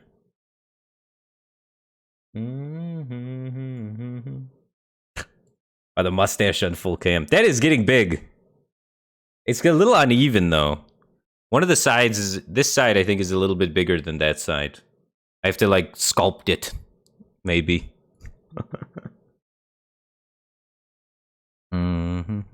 What's the future of Hearthstone esports looking like, in your opinion, Firebat? Hearthstone esports, I think, will slowly die. I think the same thing is going to be said about most esports, though. Esports are weird. Esports are really weird. If I want to think really analytically about esports and how they exist and why they exist and compare them to traditional sports and things like that, it's very difficult to create an enriched and rooted community when new games keep coming out. That'd be like if Football 2.0 came out every couple of years, then what would football fans end up watching, right? Would they stay and watch football 1, or would they move on to football 2.0? Everybody moves on to football 2.0. So creating these giant infrastructures for esports and these giant programs and systems to try and get culture around a specific game just to uproot and replace the entire community in 2 years is kind of ridiculous. And I think a lot of esports are reaching, capacity. There's not enough room for too many more esports. A lot of the new esports that are coming out are becoming like niche esports, and a lot of people are just staying on with the old games that are kind of the established staples in esports, like your CSGO and your League of Legends. So esports is like a really, really weird thing. There's people there that want to watch it, but it's so hard to invest in the infrastructure to create it and build some sort of competitive scene when things keep shifting. League of Legends has been played over 10 years, so that stuff like that works. Yeah, I mean, but is League of Legends 2 going to be able to take off, or are people going to stay and just keep watching League of Legends? There's only so many people interested in esports, and so they have to make the choice between staying with the old game and moving on to the new game, and so there's a ceiling with it. It's kind of weird. It's very interesting. There's not infinite supply of population that can watch every esport out there. So there has to boil down to eventually like 4, 5, or 6 that are becoming like the main things that people then stick with, right? I don't know. The ceiling is slowly getting higher. Sure, the ceiling is slowly getting higher, but I don't think it's ever going to facilitate every single game that comes out and gets a small esports scene and becomes popular. I really feel like eventually, even as the ceiling expands, the new people are really just coming into the old traditional esports. The ceiling's expanding, but the new people are coming in to watch League and watch CSGO and stuff like that, the ones that have mainstream appeal.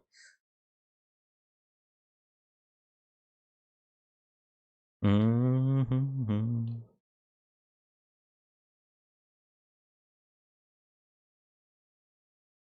But I don't know. Dota 2 took off and became huge? Yeah. But in my opinion of esports is that it's very, very difficult for any new game to take off and become a major esport at this point. I think there was like a window where that could happen when there wasn't too much established scenes going on. But as the scenes get more and more established, I think the established scenes are going to grow and the outlier scenes are not going to be able to take a foothold. I think it's going to be super difficult. I think one thing that really highlighted that was the Overwatch League, right? Overwatch League didn't take off that big. They put so much money into it and did so much work to try and break their way into that. And it was so difficult to make it into the market. Just the people that were there first have so much higher success rate, a chance to do well. And all of the influx of new people, I think, are going to be, for the most part, facilitating the old stuff that's already been and taken over the vast majority of the market share.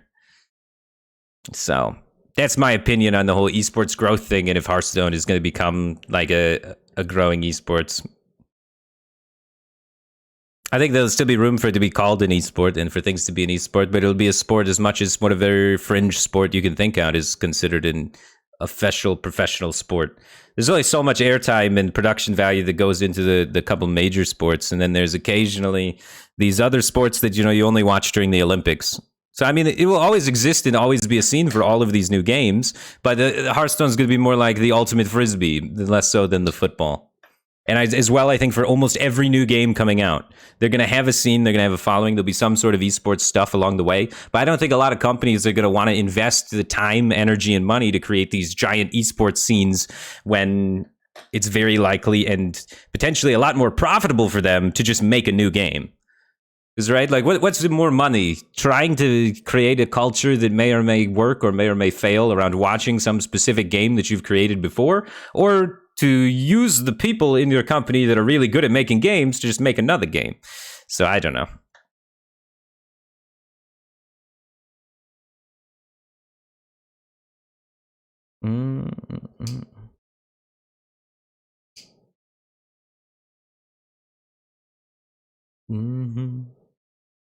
I don't know, I'm a cynic when it comes to esports, man. I am one of the people that think... I'm one of the very few people in esports that isn't all gung-ho about saying esports is going to be the greatest thing forever and is always going to grow no matter what. I'd love to be proven wrong, but I don't think it's going to grow always forever no matter what, and I don't think every game that comes out that's popular deserves to have an esports scene.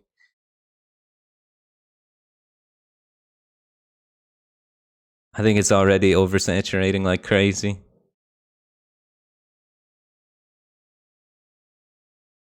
Hmm.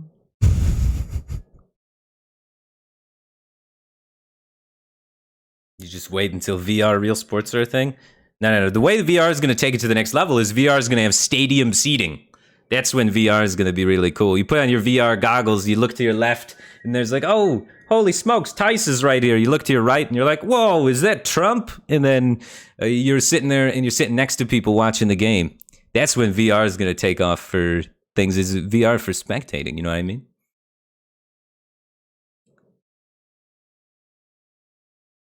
They already have that technology, and they use it for business meetings and stuff like that all the time. Once they make that more mainstream and more readily available, I think that's going to be the biggest thing for VR. Social aspect of VR, I think, is the best part about it.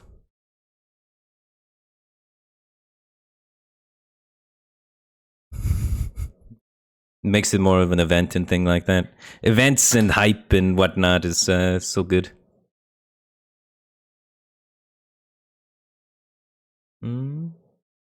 Young Dingle, thanks for the Prime Gaming. Appreciate the support. Glad to have you here, dude.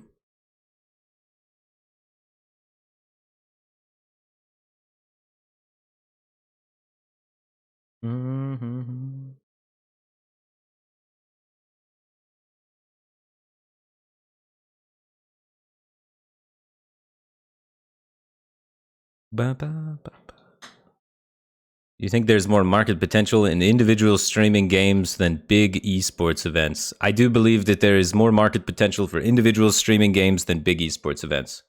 I think the individual streamer and just playing, you know, all the niche games and doing things is a much better, more cost-effective way of promoting a product. So you could run a tournament for, you know, $100,000, generate all this hype and all this stuff like that, or you could pay Crip some money and have Crip stream your game. And which one's going to end up getting more attention? A lot of times, paying an independent streamer a smaller amount of money is going to lead to more attention on your product than creating a giant tournament around it. I truly believe that. After being a guy that I've ran my own tournaments before, I've like budgeted and gotten sponsors for tournaments and created tournaments that have gotten 50,000 plus views before. And I've also streamed for like 7 years. And I can tell you, it is way more dollar efficient by like an incredible margin. Is it more dollar efficient to hire individual streamers to promote a product than to try and create your own tournament? Way more efficient. So I think that's going to be the future, honestly, for the whole thing. More and more individuals, streamers being promoting things rather than big tournaments and big scenes and big organizations. Usually a lot of the big tournaments and big organizations and stuff like that are backed by companies that are doing it because, one, they love the game and it's more of a prestige thing than anything. They want to be the company that's behind helping the esports thing happen because it's important to them. More so than they think, oh, this is going to be the greatest return on my investment. So a lot of the companies that you see investing in esports, for them, it's more of a passion thing. So they are usually pretty good companies that are going out there with a mission to try and actually do some good and support the things that you guys love. So it's pretty cool being able to work with some of those companies that are like that. How much does it cost to run a tournament? I flew Ed to my house. So the plane ticket for Ed, and then that was it. I happen to have connections with a lot of the people in the Hearthstone scene, so I could just ask people. I'd be like, hey, would you play in my tournament? And they said yes. So I think like Batstone, each Batstone was run for under $100. It was because I was producing it, casting it, recruiting the players, and hiring the sponsors. So it was just my time, really. But overall, it was like $150 to fly Ed to my house and feed him. And he was helping me produce it. But it costs a lot of time, too.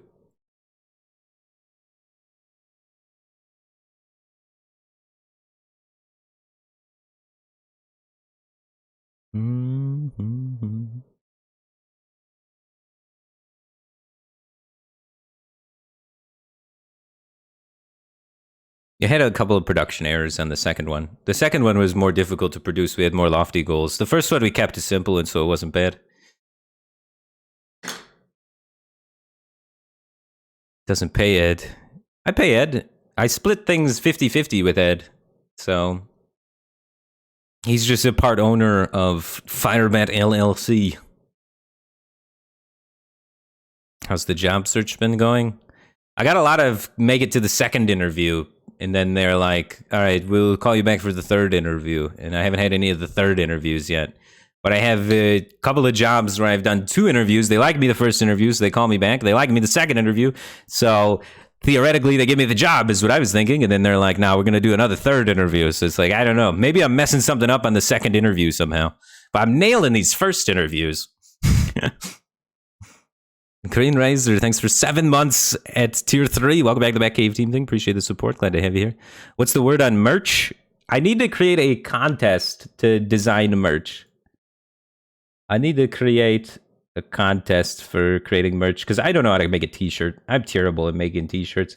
And this is what they gave me for the suggestion for the let me share my screen. This is what they hit me back with. I mean, it's simplistic. I dig it. It's a teeny tiny little bat there, but it just feels too boring. So I don't know. But Mainframe wants to make the t-shirts. And then we might be doing merch sales. But I want to try to get maybe a better design than that. First video over the phone, second video. No, all the videos are voice call. I like to see people's face when I talk to them in interviews and serious capacities like that. So I like video calls. Because I'm a very face-ready person, I guess. I like to look at people's face and see how they react to when I say things and then say different things based on what they say. Is that dishonest? But I don't know. I like to send out feelers, see how they react to that, and then come up with a game plan and then do my game plan. I do conversations like I do a game of Hearthstone sometimes. I don't know. Is that bad? I thought that's what you're supposed to do in job interviews. You know what I mean? I thought that's what you're supposed to do. Screen print of the Hydra with hats. That's a good t-shirt sign. What is the industry or job function you're interviewing for? I'm just doing things around like streaming culture and Twitch and stuff like that usually. But I don't know. I'm not trying to get a job to quit streaming. I'm trying to get a job because I can only stream for like 2 to 4 hours a day. I don't know. I try and stream longer than that. When I try and stream for like 6 to 8 hours, I end up disliking streaming and getting kind of burned out on it and just not having fun. So I'm at a point where I have like the luxury to go out and try and maybe start a job on the side, do something on the side of streaming and build towards something else. Like I love streaming. I just, after 8 hours every day, I want to die inside. So it's like, I need to try and find something else productive to do with my time where I don't have to be on all the time. Because with streaming, you got to be on. You got to be talking to people. You got to be doing stuff. You got to be happy. You got to look energetic. And to be honest with you guys, I'm not happy, like smiling, happy, talkative 8 hours a day. Like nobody is. It's unreasonable to be so energetic and happy for 8 hours a day. But I can be on for 4 or 5 hours a day, maybe, and then do another job on the side where it's a little bit easier, where I can relax. I don't have constant eyes on me. You know what I mean? So something like what Frodan does, but with more streaming than he does, hopefully, because he only streams like once a month. You know what I mean? So I'm just looking to have something in the background going, something to build resume credibility on and things like that. Because I have this window of opportunity where I have people that are interested in watching my stream. So I still want to be streaming, but in the future, maybe that goes away, things happen. And I want to make sure that I have a backup plan and a way out and a stable career to fall back on for when I want to have kids and start a family and do all that stuff. I don't think I want to start a family while being a streamer because, you know, you got kids and responsibilities to take care of, and then all of a sudden you get canceled because you say the wrong word on stream or something, or maybe I make the wrong hand gesture and that offends the deaf community somehow. Like I do like this, and that means like I want all the deaf people to do something, and then they disown me on Twitter and I lose my job, and then, you know, it's a fear. It's a fear. I've seen it happen. Do one thing wrong, and the world is like, we forget everything that this guy has ever done that's been good, and we definitely want him out of here forever. So it's definitely something that scares me. So I just want to make sure that I have a backup plan at the same time too. So kind of just fits with my needs for now to keep a door open for that kind of stuff. But I plan on continuing to stream and continuing to make YouTube videos. It's just I also want to do something on the side because I get bored and I also can't stream 8 hours a day. I keep trying and I can't, dude. Streaming 8 hours a day is so hard. So hard. And you really need to stream really long hours to grow. It's one of the best ways to grow as a streamer is really long hours. Because the longer you're live, the more people just keep slowly, you know, showing up. The longer you're at a higher spot on the viewer tab. And it keeps going, you know.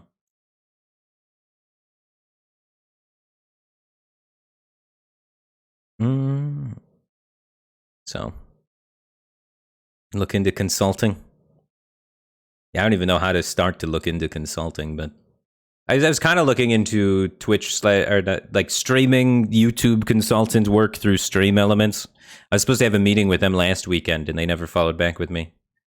But I was thinking of becoming like a streamer aid person, someone that goes and gets people sponsorships and then tries to help them with setting up their stream and becoming a more successful streamer, that kind of stuff. Because Stream Elements has people that do that, so I might end up doing some of that. That would be kind of cool. So then I could help you guys maybe start your stream.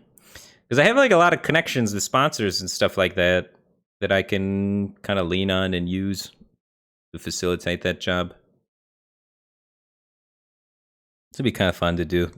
Stream on one side and then help manage streamers and get sponsors on the other side. They have a nice little bit of overlap there. So, yeah, then we'll see.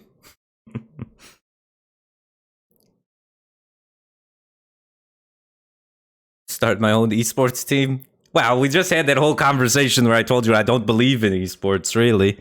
I don't believe in the future of big organization mainstream esports. I do believe in the future of smaller insurgent kind of style esports with small organizations, lots of little organizations instead of one big esports organization kind of thing.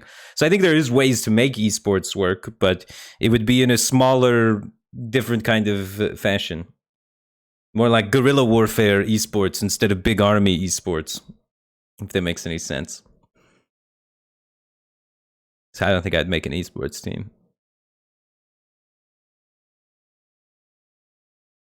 Have you ever thought about streaming on YouTube? I mean, it's the same thing as streaming, isn't it?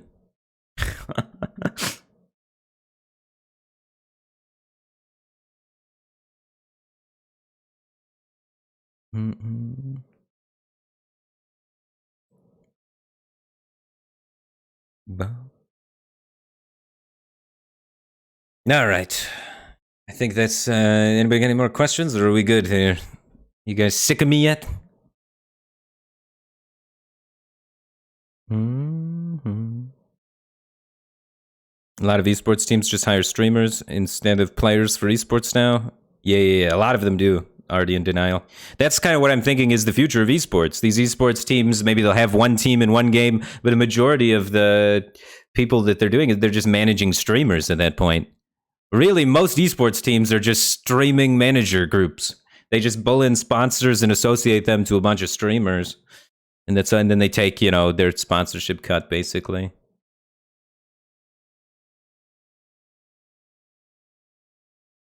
If you were starting over, anything you would have done differently? I would have done almost everything differently if I was starting over.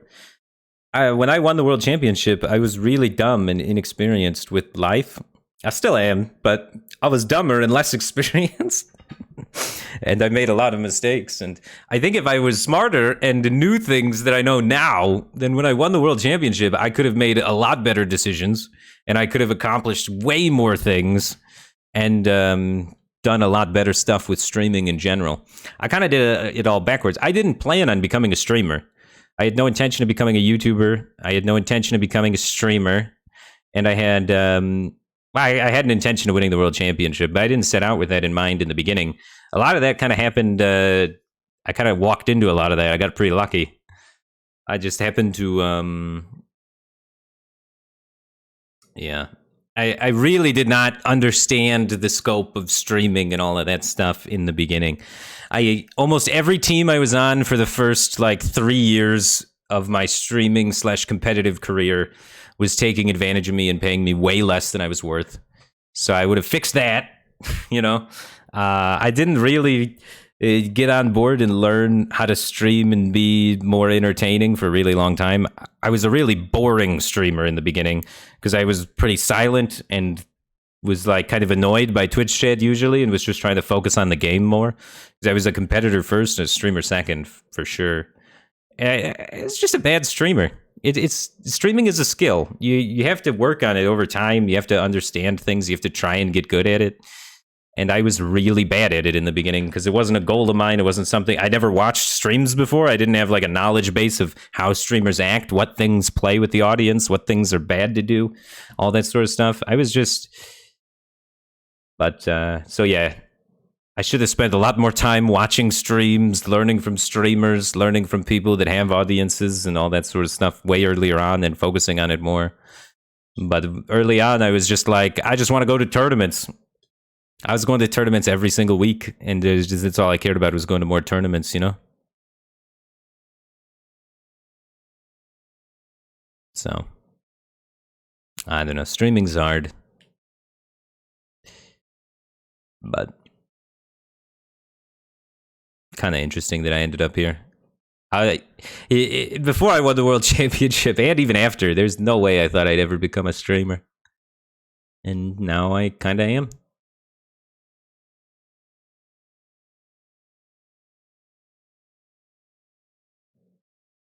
You like going on trampolines, or are they scary? I love going on trampolines. I like playing all the little games on the trampolines where you bounce around and, you know, the games where you like sit in a circle and then bounce people and do the things. I don't know. Actually, I can't remember too many trampoline games off the top of my head. But I remember there was popcorn. That's what it was called. The popcorn trampoline game, or the different games with the ball and stuff like that. I didn't have a trampoline growing up because my parents were like, "You're gonna kill yourself on a trampoline. It's too dangerous." And I probably would have, but we had a neighbor that had a trampoline, so that worked out.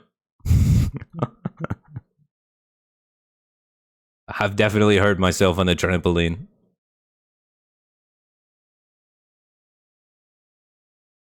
Trampoline by KKB. What's KKB? I might have heard this song before. Ellie Blue Book value.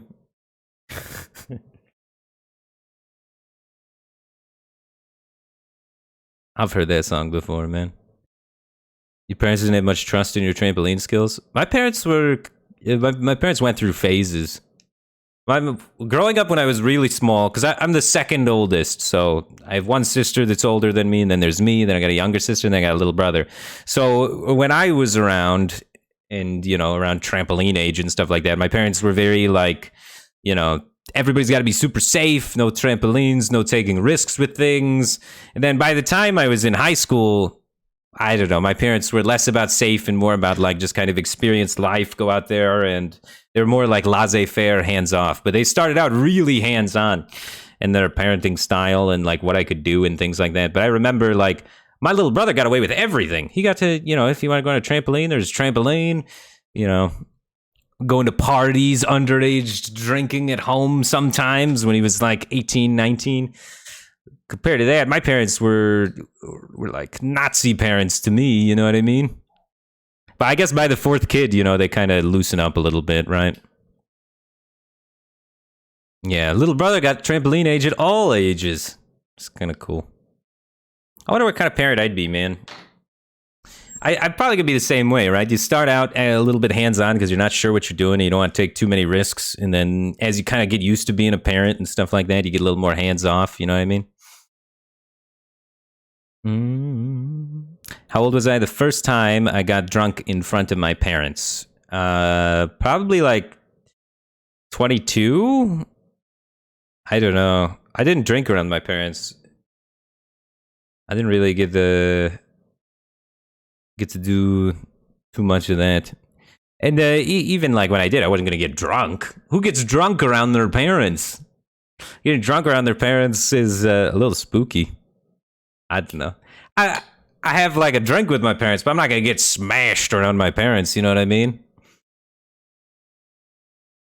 Mm. I feel like I might say drunk Firebat might say something that sober parents don't want to hear, you know? I guess they'd be drunk too.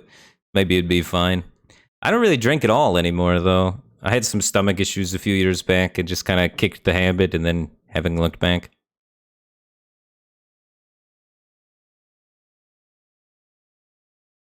Mm.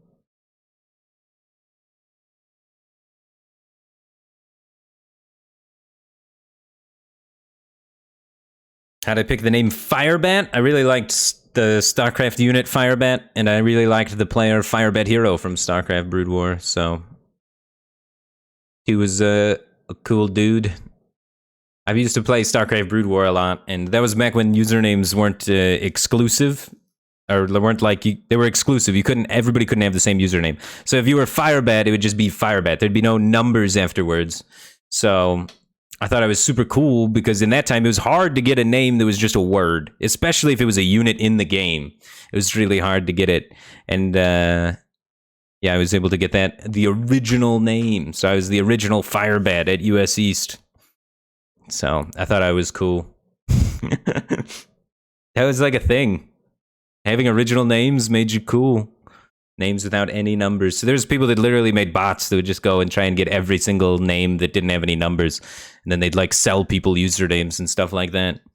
It's kind of funny. Back before they had the systems where everybody could have whatever name they wanted, you know what I mean?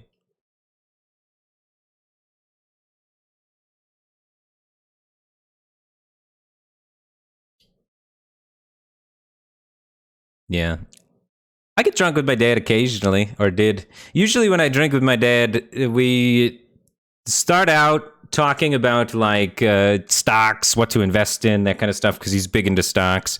And then we talk about starting our own company because he's getting close to retirement, and he's like, you got to start something brick and mortar, you know, something more stable than the streaming. So we go down this rabbit hole of talking about a bunch of terrible business ideas, have a good laugh at that. And then he tells me that he wants to go to the moon, and then I joke to him that I'm going to make it to the moon first before you, and then he's like, nah, I'm going to make it to the moon first. And then he falls over. He's pretty fun.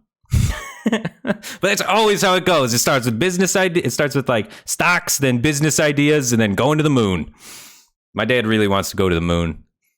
So that's my goal if I can make enough money, is to help my dad get to the moon. It'd be pretty cool. So we'll see.